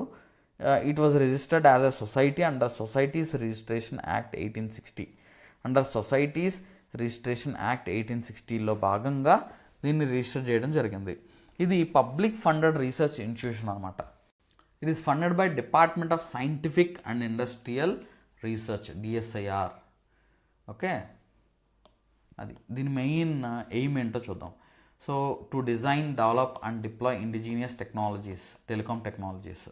మన ఇండియాలో ఉన్న India's diverse and large scale communication needs fulfil చేయడం కోసం ఇది కొత్త ఇండిజీనియస్ టెక్నాలజీ, టెలికామ్ టెక్నాలజీస్ని ఎప్పటికప్పుడు అభివృద్ధి చేస్తూ ఉంటుందన్నమాట. సో తద్వారా ఏంటంటే we can achieve our self Reliance in telecom infrastructure. So మన టెలికామ్ సెక్టార్లో వచ్చిన చేంజెస్, విపరీతమైన చేంజెస్ వచ్చాయి. ఇప్పుడు మనం సిమ్ కావాలంటే ఈజీగా we can go and get a SIM. And మనకి ఒక ఇంటర్నెట్ ఫెసిలిటీ కావాలంటే ఈజీగా ఫోన్ చేస్తే అదే రోజు ఇంటర్నెట్ ఫెసిలిటీ యాక్టివేషన్ కూడా జరిగిపోతుంది. సో ఇదంతా దేనివల్ల అవుతుంది? Because of our indigenous technologies. Okay, so దీని కీ ఫంక్షన్స్ ఏంటి అని అంటే it aims for the development of indigenous solutions in optical communications అవ్వచ్చు, switching systems, wireless networks, cyber security technologies. Next అది మాత్రమే కాకుండా రూరల్ కనెక్టివిటీ సొల్యూషన్స్ను కూడా ఇది రీసెర్చ్ చేసి, రూరల్ కనెక్టివిటీ సొల్యూషన్స్ని కూడా ఇది రీసెర్చ్ చేసి డెవలప్ చేస్తుంది అనమాట. ఓకే, తద్వారా ఏంటంటే రూరల్ ఏరియాస్లో కూడా ఈ డిజిటల్ డివైడ్ని బ్రిడ్జ్ చేస్తూ ఈ టెక్నాలజీస్ని డెవలప్ చేస్తుంది. నెక్స్ట్ టెక్నాలజీని ట్రాన్స్ఫర్ కూడా చేస్తుంది. మన డొమెస్టిక్ మ్యానుఫ్యాక్చరర్స్కి ఈ C.dot డెవలప్ చేసిన టెక్నాలజీ ఏదైతే ఉందో, if it is viable it will be transfer to the domestic manufacturers అన్నమాట. అప్పుడు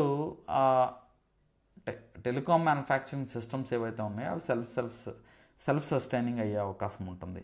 నెక్స్ట్ అడ్వాన్స్డ్ టెక్నాలజీ డెవలప్మెంట్కి కూడా ఇది ప్లాన్ చేస్తుంది. ఫర్ ఎగ్జాంపుల్ 5G నెట్వర్క్స్ అవ్వచ్చు, AI బేస్డ్ నెట్వర్క్ మేనేజ్మెంట్ అవ్వచ్చు, IoT, machine to machine solutions, next generation digital infrastructure డెవలప్మెంట్లో ఇది కీ రోల్ ప్లే చేస్తుంది అనమాట. And support for national digital programmes. Okay, digital India, Bharat net, smart cities mission, make in India, ఇవన్నీ కూడా digital technologies లేకుండా మనం ఎలా అచీవ్ చేయగలుగుతాం? చేయలేం కదా. సో అందుకని ఇది కీ రోల్ ప్లే చేస్తుంది అనమాట. Okay, next superior kerosene oil, SKO. ఇది కూడా మనకి న్యూస్లో వచ్చింది. ఈ సుపీరియర్ కిరోసిన్ ఆయిల్ అంటే ఏంటంటే it is highly refined middle distillate fraction of crude oil. మనం క్రూడ్ ఆయిల్ని డిస్టిలేట్ చేస్తే డిఫరెంట్ టెంపరేచర్స్ దగ్గర డిఫరెంట్ ప్రొడక్ట్స్ వస్తాయి. మనం ఫ్రాక్షనల్ డిస్టిలేషన్ చేస్తాం.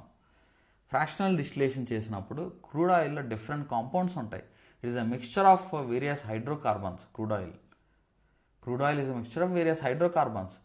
అన్ని హైడ్రోకార్బన్స్కి ఒకటే ప్రాపర్టీ ఉండదు. ఒక్కొక్క hydrocarbon depending upon the hydrocarbons they have their own properties అనమాట. ఓకే, సో ఇదేంటంటే middle distillate fraction of crude oil నుంచే ఈ కిరోసిన్ కూడా మనకి వస్తుంది. సో ఇక్కడ ఏం చేస్తారంటే ఇంప్యూరిటీస్ని రిమూవ్ చేస్తారనమాట. అంటే సల్ఫర్ అండ్ అరోమాటిక్స్ని రిమూవ్ చేస్తే అప్పుడు high quality standards for domestic and industrial use చేసుకోవడానికి ఇది సుపీరియర్ కిరోసిన్ ఆయిల్ లాగా తయారవుతుంది అనమాట. అంటే ఈ కిరోసిన్ ఆయిల్లో ఉన్న ఇంప్యూరిటీస్ అంటే సల్ఫర్ అవ్వచ్చు, అరోమాటిక్స్ని కనుక రిమూవ్ చేస్తే ఇది బాగా డొమెస్టిక్గా అంటే మనం ఇంట్లో యూజ్ చేసుకోవడానికి, తద్వారా ఇప్పుడు సల్ఫర్ బేస్డ్ మనం కనుక యూజ్ చేస్తే అది ఒక పొల్యూషన్ లాగా అయిపోయింది. మన ఇంట్లో వాడితే సల్ఫర్ బేస్డ్ ఫ్యూయల్ కనుక యూజ్ చేస్తే అది బర్న్ అయిన తర్వాత సల్ఫర్ ట్రయాక్సైడ్స్ ఫామ్ చేస్తాయి కదా, సల్ఫర్ డయాక్సైడ్ ఫామ్ చేస్తాయి కదా. ఆ సల్ఫర్ డయాక్సైడ్ మనం పీలిస్తే అది మనకు హార్మ్ఫుల్ కదా. మనం ఎల్పిజిని ఎందుకు ఇంత ప్రమోట్ చేస్తారు? It is a clean fuel. ఎల్పిజిని బర్న్ చేస్తే మనకు వచ్చేది ఏంటి? కార్బన్ డైఆక్సైడ్ అండ్ వాటరే వస్తుంది. ఎల్పిజిని బర్న్ చేస్తే కార్బన్ డైఆక్సైడ్ అండ్ వాటరే వస్తుంది. అర్థమైందా అండి? So this superior kerosene oil is distributed through public distribution system to ensure energy security for low income households. ఇప్పుడు కొన్ని ప్రాంతాల్లో ఇస్తూ ఉండొచ్చేమో. జనరల్గా ఈ సుపీరియర్ కిరోసిన్ ఆయిల్ మనం అబ్జర్వ్ చేస్తే చిన్నప్పుడు రేషన్ షాపుల్లో ఇచ్చేవాళ్ళు. రేషన్ షాపుల్లో ఒక లీటర్ అవ్వచ్చు, 2 లీటర్లు 3 లీటర్లు కిరోసిన్ ఇచ్చేవాళ్ళు. మిగతాదంతా ఈ ఎల్పిజిస్కి సిలిండర్స్ వాడక ముందు. అప్పుడు మిగతాది ఏంటంటే బయట కొనుక్కోవడం కిరోసిన్ని చేసేవాళ్ళు అనమాట. అర్థమైందా అండి? సో లో ఇన్కమ్ హౌస్ హోల్డ్స్కి ఈ సుపీరియర్ కిరోసిన్ ఆయిల్ని సప్లై చేస్తారు. It is a reliable and affordable fuel source for cooking and lightning అనమాట. లైట్నింగ్కి okay. It supports both rural and urban ఏరియాస్లో ఎనర్జీ యాక్సెస్కి ఇది బాగా ఉపయోగపడుతుంది. దీని అడ్వాంటేజెస్ కూడా చూద్దాం, ఆర్ క్యారెక్టరిస్టిక్స్ చూద్దాం. వీటి క్యారెక్టరిస్టిక్స్.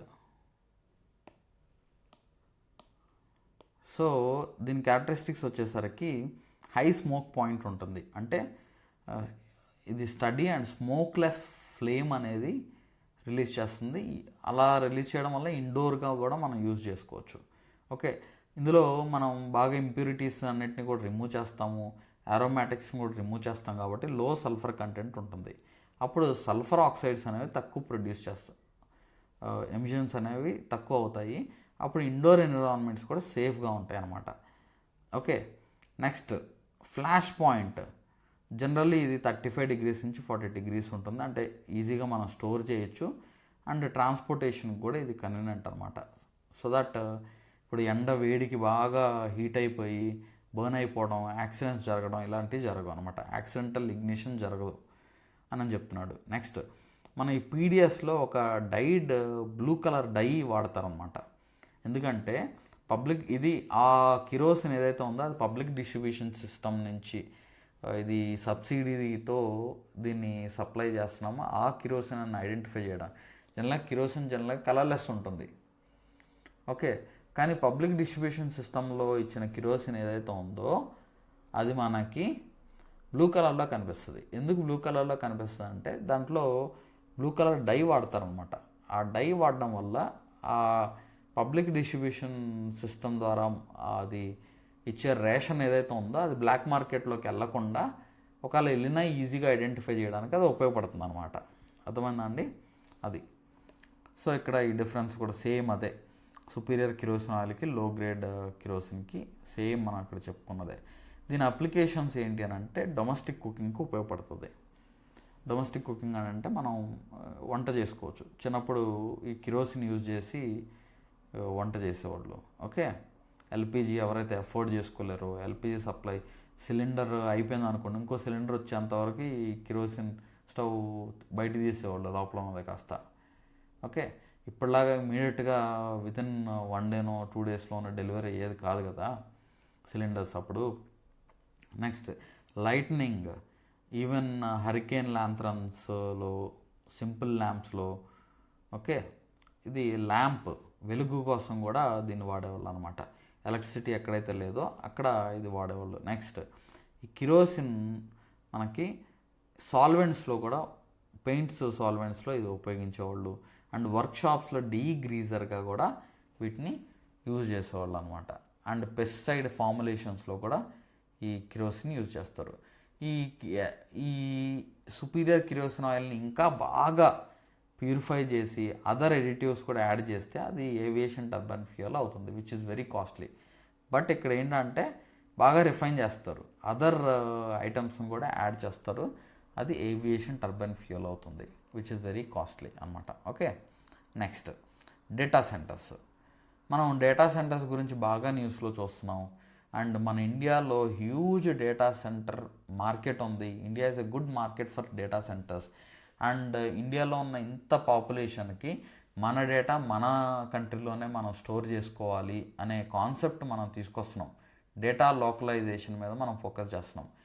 ఆర్బీఐ ఈ డేటా, ఆల్ ఫైనాన్షియల్ డేటా ఏదైతే ఉందో అది లోకల్గానే ఉండాలి అని చెప్తుంది. సో సార్ మరి ఈ డేటా అనేది లోకల్గా లేకపోతే పరిస్థితి ఏంటి అని అంటే ఈజీగా మన దేశాన్ని కంట్రోల్ చేయొచ్చు విత్ దిస్ డేటా అనమాట. ఓకే, సో మన ఇండియాలో డేటా సెంటర్ కెపాసిటీ అనేది హ్యూజ్గా ఎక్స్పాండ్ అవుతుంది అని నేను ఇక్కడ చెప్తున్నాను అనమాట. 2020లో 375 మెగావాట్స్ నుంచి ఇది by 2025 1500 megawatts of data centre capacity అనేది పెరిగింది. ఇది మన rapid growth of countries digital ఇన్ఫ్రాస్ట్రక్చర్ని సూచిస్తుంది అనేది ఇక్కడ చెప్తున్నారు. So actually what is a data centre? Data centre is a secure centralised facility where computing and networking equipment are house to collect, store, process and distribute large volumes of data. ఆ data centres దగ్గర data process అవుతుంది, data distribute అయ్యిద్ది, data collect అయ్యిద్ది, different places నుంచి data వస్తుంది, అక్కడ process అయ్యిద్ది, మళ్ళీ డిస్ట్రిబ్యూట్ అయ్యిద్ది. ఓకే, ఇప్పుడు మనం గూగుల్లో ఒక సెర్చ్ కొడుతుంటే మనకు కొంత ఇన్ఫర్మేషన్ వస్తుంది. అది ఎక్కడి నుంచి వస్తుంది? It will travel long distances. ఆ కమాండ్ ఏదైతే ఉందో అది it will travel long distances. ఆ లాంగ్ డిస్టెన్సెస్ నుంచి ట్రావెల్ చేసి మనకు కనుక ఆ ఇన్ఫర్మేషన్ వస్తుంది మనకి. ఆ డేటా అంతా ఒక చోట స్టోర్ అయి ఉంటుంది. అది లాంగ్ డిస్టెన్స్ ట్రావెల్ చేసి మన దగ్గరికి వస్తుంది. అదే మన డేటా మన దగ్గరే మనం స్టోర్ చేసుకుంటే మనకు అది safety and security also. Okay, దాన్ని మిస్యూజ్ చేయకుండా ఉంటారు. ఆ బూచీలాగా భయపెట్టి మీ డేటా అంతా మా దగ్గర ఉందని భయపెట్టకుండా దేశాలు అలా మనల్ని కంట్రోల్లో పెట్టకుండా మన డేటా మన దగ్గరే ఉంటే అక్కడ కూడా సెల్ఫ్ రిలయన్స్ అనేది వస్తుంది. ఓకే, సో ఈ డేటా సెంటర్ కెపాసిటీస్ వచ్చేసరికి బై 2030 4 to 5 times రైజ్ అయ్యే అవకాశం ఉంటుంది. నెక్స్ట్ మార్కెట్ వాల్యూ వచ్చేసరికి $4.5 బిలియన్ నుంచి అండ్ 11.6 బిలియన్ బై 2032 పెరిగే అవకాశం ఉంది. నెక్స్ట్ దీంట్లో ఇన్వెస్ట్మెంట్ కూడా huge investment, domestic and global investors కూడా మన దేశంలోకి వస్తున్నారనమాట. Next factors facilitating growth. What are the factors that are facilitating the growth? Generally మనం బడ్జెట్లో కూడా ఇన్సెంటివ్స్ ప్రకటించాం, మన ఎలక్ట్రానిక్స్కి పుష్ ఇచ్చాం. దగ్గరగా 1000 కోట్ల రూపాయలు ఇండియా సెమీ కండక్టర్ మిషన్ 2.0కి మనం ఖర్చు పెడుతున్నాం. ఓకే, అండ్ ఈ డేటా సెంటర్స్కి జనరల్గా ఈ క్లౌడ్ సర్వీస్ ప్రొవైడర్స్కి, ఫారెన్ క్లౌడ్ సర్వీస్ ప్రొవైడర్స్కి 2047 వరకు కూడా ట్యాక్స్ హాలిడే ఇవ్వడం జరిగింది. 2047 వరకు కూడా ట్యాక్స్ హాలిడే ఇవ్వడం జరుగుతుంది. ఓకే, నెక్స్ట్ ఎలక్ట్రానిక్స్ పుష్ అంటే దగ్గరగా ఇండియా సెమీ కండక్టర్ మిషన్ 2.0కి మనం 1000 కోట్ల రూపాయలు ఫండ్ అలొకేట్ చేసాం. అండ్ ఎలక్ట్రానిక్స్ కాంపోనెంట్స్ మ్యానుఫ్యాక్చరింగ్ స్కీమ్కి మనం 40,000 కోట్ల రూపాయలు దీనికి ఖర్చు పెడుతున్నాం. అంటే సబ్సిడీ రూపంలో ఇవ్వడం, స్కీమ్ ద్వారా 40,000 కోట్ల రూపాయలు దానికి అలొకేట్ చేసాం. నెక్స్ట్ ఇన్ఫ్రాస్ట్రక్చర్ స్టేటస్ ఇచ్చాం దీనికి. Okay, data centres greater than 5 megawatt ఈజీగా ఇన్స్టిట్యూషనల్ క్రెడిట్ వస్తుంది అనమాట.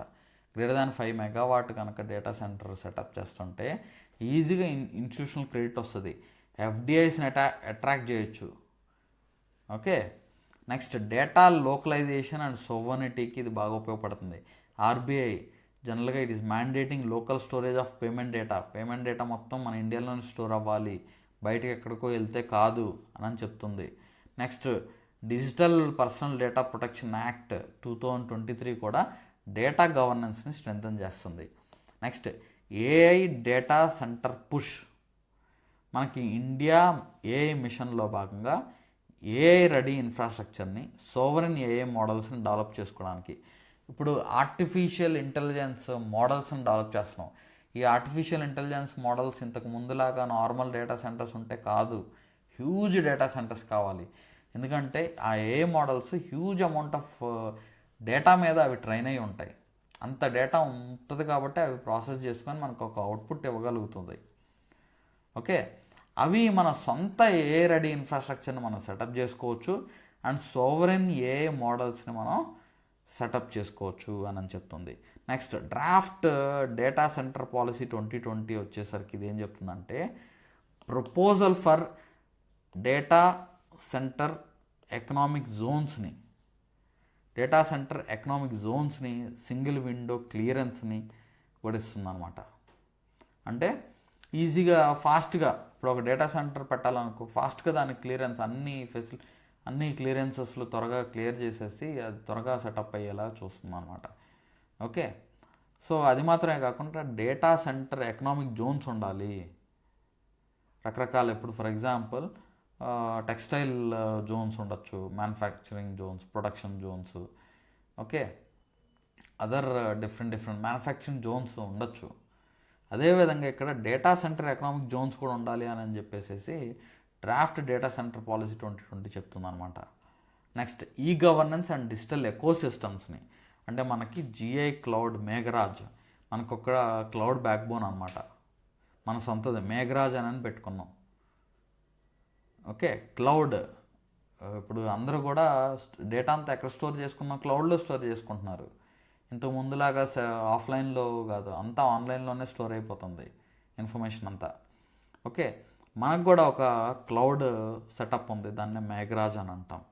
మన ప్లాట్ఫామ్స్ ఆధార్ అవ్వచ్చు, యూనిఫైడ్ పేమెంట్స్ ఇంటర్ఫేస్ అవ్వచ్చు, open network for digital commerce అవ్వచ్చు, ఇవన్నీ కూడా they are heavily reliant on data centres అనమాట.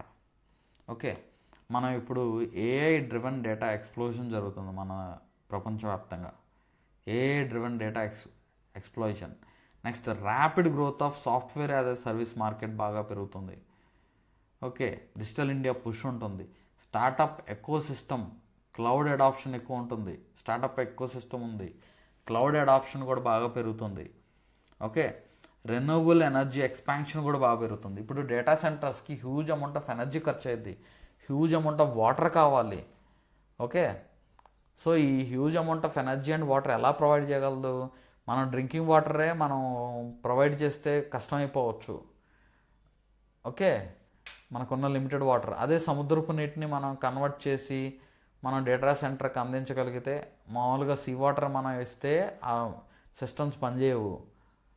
ఓకే, సాల్ట్ వాటర్ పనిచేయదు, మనకు కావాల్సింది నార్మల్ వాటరే కావాలి. ఓకే, సో అలా కావాలి అంటే ఏంటి? హ్యూజ్ అమౌంట్ ఆఫ్ ఎనర్జీ ఖర్చు అయ్యిద్ది డేటా సెంటర్స్ వల్ల, huge amount of water consume అవుద్ది, కన్సప్షన్ జరిగిద్ది.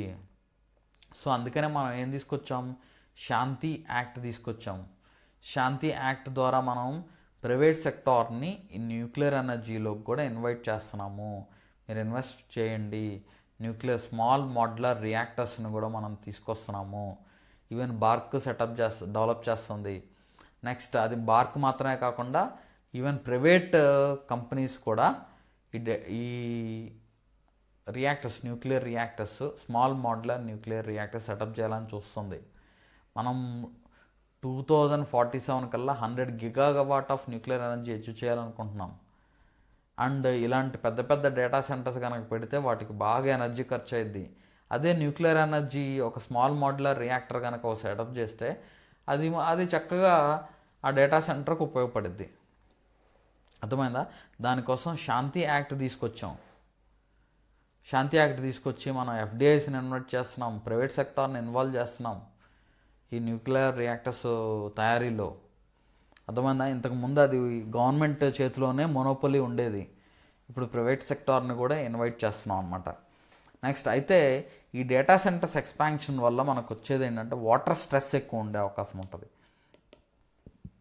ఇప్పుడు ప్రపంచ దేశాల్లో ఈ డేటా సెంటర్ సెటప్ మీద, అంటే కొంచెం అడ్వాన్స్డ్ కంట్రీస్లో డేటా సెంటర్ సెటప్ మీద కొంత వ్యతిరేకత వస్తుంది. ఎందుకంటే అది huge amount of energy, huge amount of water consume చేస్తుందనని. సో అందుకని ఈ ఎమర్జింగ్ మార్కెట్స్లోకి వెళ్ళిపోతున్నారు ఈ పెద్ద పెద్ద కంపెనీలన్నీ. అదర్ కంట్రీస్లో కూడా మా డేటా సెంటర్స్ ఉండాలి అని they are coming to India also. ఇండియాలో ల్యాండ్ ఉంది, ఇండియాలో చీప్ లేబర్ ఉంది, ఇండియాలో వాటర్ రిసోర్సెస్ ఉన్నాయి అని they are coming to India. ఎఫ్డిఐస్ బాగా పెరుగుతున్నాయి డేటా సెంటర్స్లో. ఓకే. అండ్ ఇన్ఫ్రాస్ట్రక్చర్ రిస్క్స్ ఉన్నాయి. జియోగ్రాఫికల్ కాన్సన్ట్రేషన్, అన్నీ ఒకే చోట కాన్సన్ట్రేట్ అయినా అది రిస్కే. అక్కడ ఏదన్నా డ్యామేజ్ జరిగితే అన్నిటికీ తలకాయ నొప్పే. నెక్స్ట్ రెగ్యులేటరీ కాంప్లెక్సిటీ అనేది కూడా ఉంది ఇప్పుడు ప్రస్తుతానికి. Of course we're simplifying it. Next talent gap. ఆ డేటా సెంటర్ కావాల్సిన సెటప్లో పనిచేసే టాలెంట్, స్కిల్డ్ మ్యాన్ పవర్ అనేది మనం ఇంకా తయారు చేసుకోలేదు. దాన్ని తయారు చేసుకోవాలి. ఓకే, అది. Next digital twin initiative. ఈ డిజిటల్ ట్విన్ ఇనిషియేటివ్ అంటే ఏంటి? సో ఈ వివో చిదంబరం పోర్ట్కి దీనికి సంబంధం ఏంటి అనేది కూడా చూద్దాం. వివో చిదంబరం పోర్ట్ అథారిటీ ఏంటంటే has become the first port in India to launch digital twin initiative. Okay, Vivo Chidambaram port authority has become the first port in India to launch digital twin initiative. Okay, ఈ digital twin initiative ఏంటి అని అంటే యాక్చువల్గా ఈ port infrastructure మొత్తాన్ని కూడా virtualise చేసేయడం అనమాట. ఓకే, ఈ పోర్ట్ ఇన్ఫ్రాస్ట్రక్చర్ మొత్తాన్ని కూడా వర్చువలైజ్ చేయొచ్చు. అంటే ఆ పోర్ట్ని ఈజీగా అక్కడ ప్రొడక్ట్స్ ఎలా ఉన్నాయి, ఏంటి, ఈ మూమెంట్, గూడ్స్ మూమెంట్ ఎలా జరుగుతుంది ఏంటి అనేది మొత్తం వర్చువల్గా నువ్వు మానిటర్ చేసేయచ్చు. దాన్ని డిజిటల్ ట్విన్ ఇనిషియేటివ్ అంటున్నారు. So this VO Chidambaram port authority has become the first port in India to launch a digital twin initiative. Okay, it is a major step towards smart and technology driven port management. పోర్ట్ని ఈజీగా manage చేయడం కోసం technology driven and smart way of managing the port అనమాట. Okay, so ఇది యాక్చువల్గా VO Chidambaram port, Chidambaranar port. యాక్చువల్గా Chidambaranar port, ఈ port ఏంటి అని అంటే it is one of the 13 major ports in India. మన ఇండియాలో 13 మేజర్ పోర్ట్స్, ఇది one of the 13 major ports. And it is an artificial deep sea harbour that is located in Thoothukudi. తూత్తుకుడైలో artificial deep sea harbour అనమాట ఇది. Okay, so హిస్టారికల్గా తీసుకుంటే ఈ Ptolemy కూడా ఈ టిటుకోరన్ ఇక్కడ 123 ADలోనే టాలమీ చెప్పాడనమాట. ఈ టిటుకోరన్ బాగా ట్రేడ్ సెంటర్గా బాగా ఫ్లరిష్ అయింది.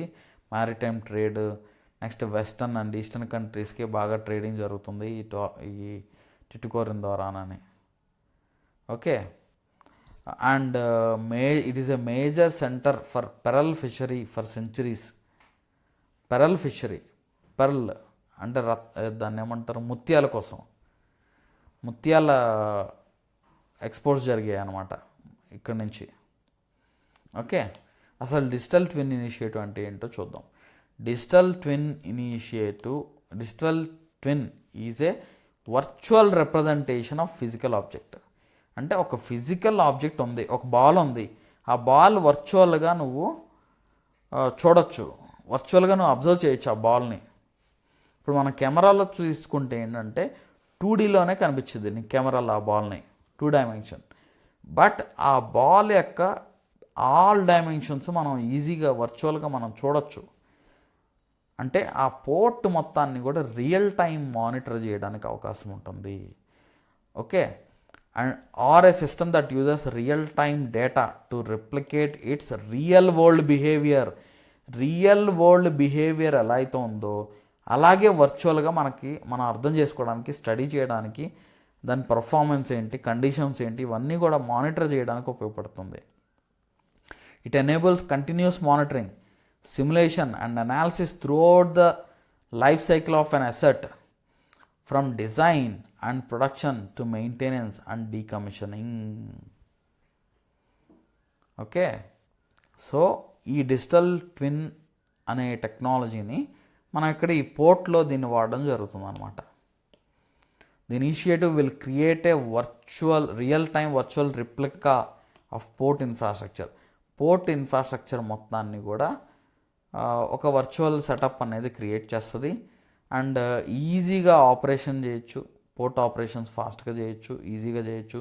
ఒకవేళ ఎక్కడైనా సమస్య ఏర్పడింది అని అంటే ఈజీగా దాన్ని రెక్టిఫై చేసుకోవచ్చు. అంటే రియల్గా ఎలా అయితే ఉందో అది మొత్తం కూడా వర్చువల్గా మనం చూస్తూ ఉంటాం అన్నమాట. సో ఇందులో యూజ్ చేసే టెక్నాలజీ ఏంటంటే IoT, internet of things sensors వాడదాం. సో ఇంటర్నెట్ ఆఫ్ థింగ్స్ వల్ల రియల్ టైమ్గా డేటా కలెక్ట్ చేయడానికి అవకాశం ఉంటుంది, రియల్ టైంలో డేటా కలెక్షన్ చేసుకోవడానికి అవకాశం ఉంటుంది. నెక్స్ట్ జీపీఎస్ ట్రాకింగ్, అంటే ఆ షిప్స్ కార్గో మూవ్ అవ్వడం, ఎలా మూవ్ అవుతుంది అనేది జీపీఎస్ ట్రాకింగ్ చేసుకోవడానికి ఉంటుంది. నెక్స్ట్ లైడార్ మ్యాపింగ్, అంటే high precision 3D mapping of port infrastructure మొత్తాన్ని కూడా మ్యాప్ చేసుకోవడం. Next drone imaging, aerial monitoring and surveillance, అంటే ఇప్పుడు మొత్తం ఏరియల్గా కూడా పైనుంచి మొత్తం ఏం జరుగుతుంది ఏంటనేది ఒకే చోట ఉండి మొత్తం పోర్ట్లో మొత్తం ఏం జరుగుతుంది అనేది స్టడీ చేయడానికి అవకాశం ఉంటుంది.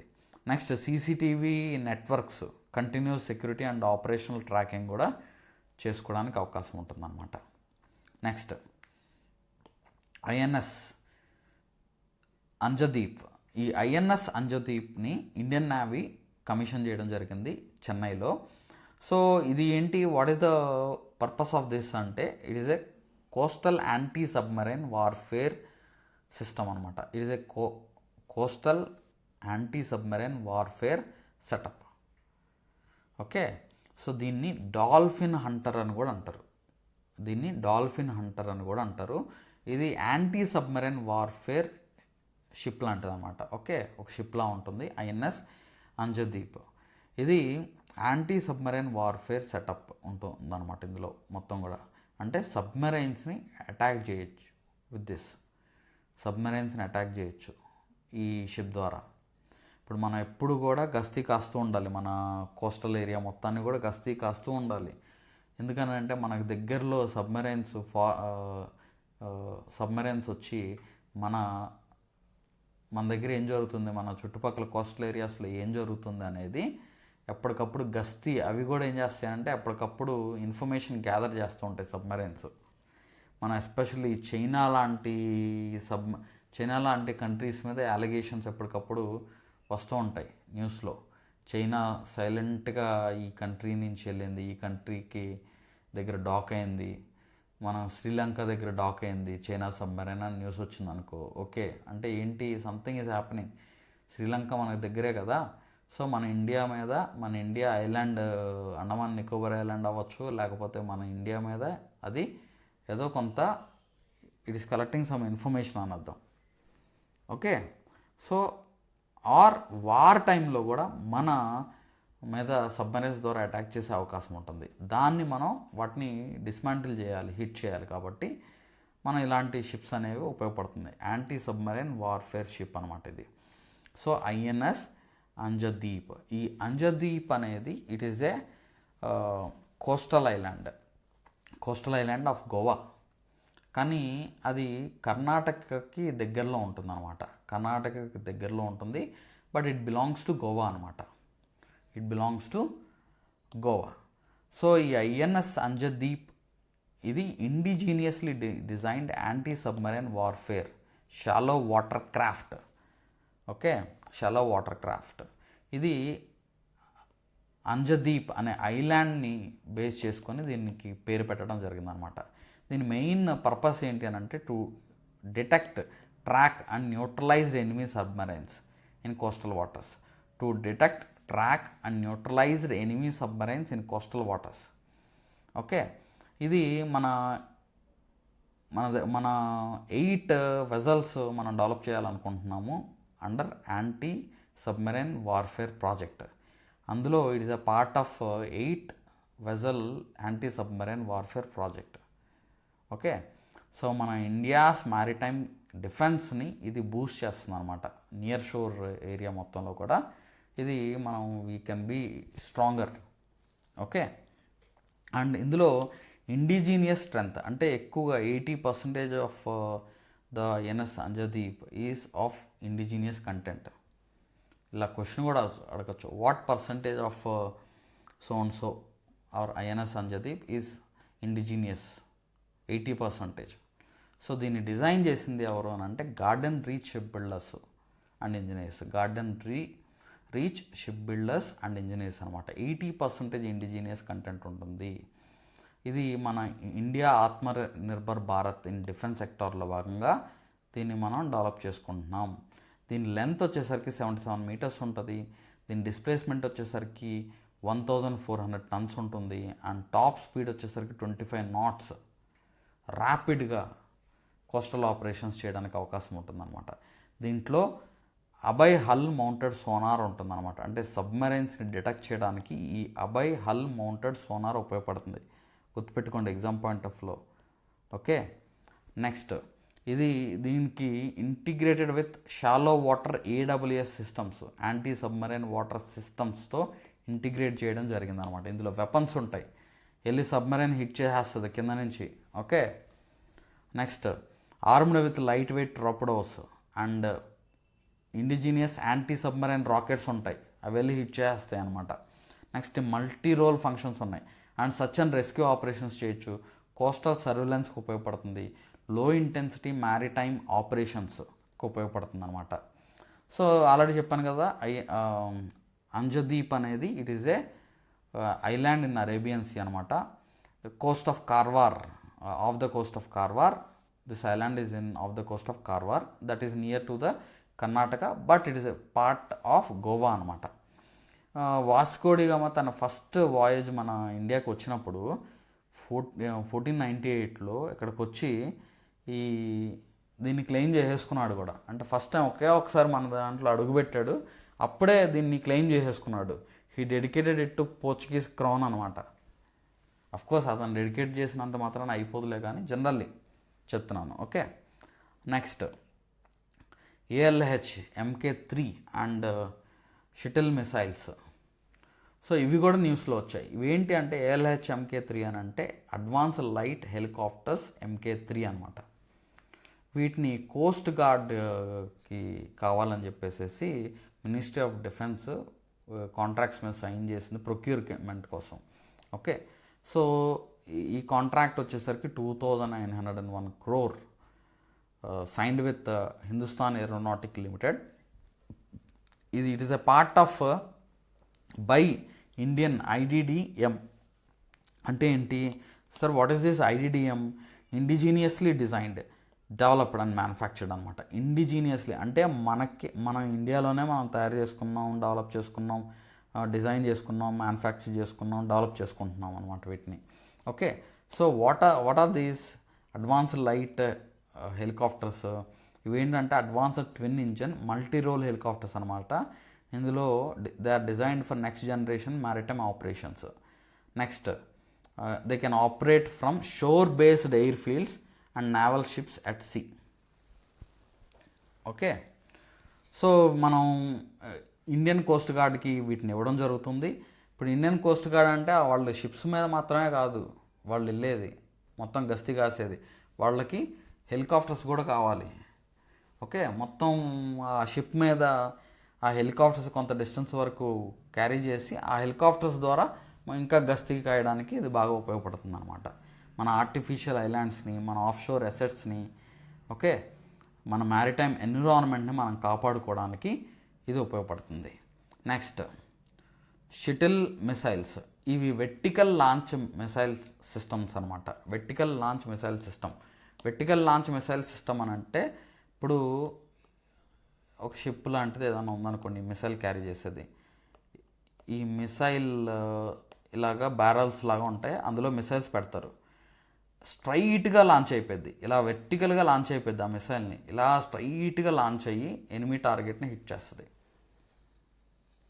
Okay, so vertical launch system అనమాట ఇది. ఇట్ ఈస్ ఈ షటిల్ మిసైల్ అనేది it is a naval ship based medium range air defence system అనమాట. It is a part of bulk missile system family. And దీన్ని Russian ఫెడరేషన్తో contract sign చేయడం జరిగింది దీని ప్రొక్యూర్మెంట్ కోసం. జేఎస్బి బోర్నీ ఎక్స్పోర్ట్ అనే జేఎస్సి అనే సంస్థతో కాంట్రాక్ట్ సైన్ చేయడం జరిగింది. ఇవేంటంటే surface to air missile system అనమాట. They have the capacity of vertical launch capabilities దీనికి ఉంటాయి. వెర్టికల్ లాంచ్ క్యాపబిలిటీస్ దీనికి ఉంటాయి. దీనివల్ల మనకు ఉపయోగం ఏంటి సార్ అని అంటే, మన ఎయిర్ డిఫెన్స్ ఆర్కిటెక్చర్లో భాగంగా మనం ప్రొక్యూర్ చేస్తున్నాం ఫర్ అవర్ ఇండియన్ నేవీ వార్షిప్స్కి. ఇప్పుడు ఇండియన్ నేవీ వార్షిప్స్ని మనం మిసైల్స్ సెటప్ చేసి శత్రువుల్ని కొట్టడం మాత్రమే కాదు, శత్రువుల నుంచి వచ్చే మిసైల్స్ని కూడా మనం అడ్డుకోగలగాలి కదా. సో ఆ ఎయిర్ డిఫెన్స్ ఆర్కిటెక్చర్లో భాగంగా వీటిని ప్రొక్యూర్ చేయడం జరిగిందనమాట. So that we have a protection against air crafts, enemy air crafts నుంచి, నెక్స్ట్ ఎయిర్మీ మిసైల్స్ నుంచి, అదర్ ఏరియల్ థ్రెట్స్ నుంచి మనకి ప్రొటెక్షన్ ఉంటుంది. ఓకే, దీంతో మనం మార్చ్ 2026 కరెంట్ అఫైర్స్ అయితే కంప్లీట్ చేస్తాను. Okay, March 2026 science and technology current affairs complete అయింది.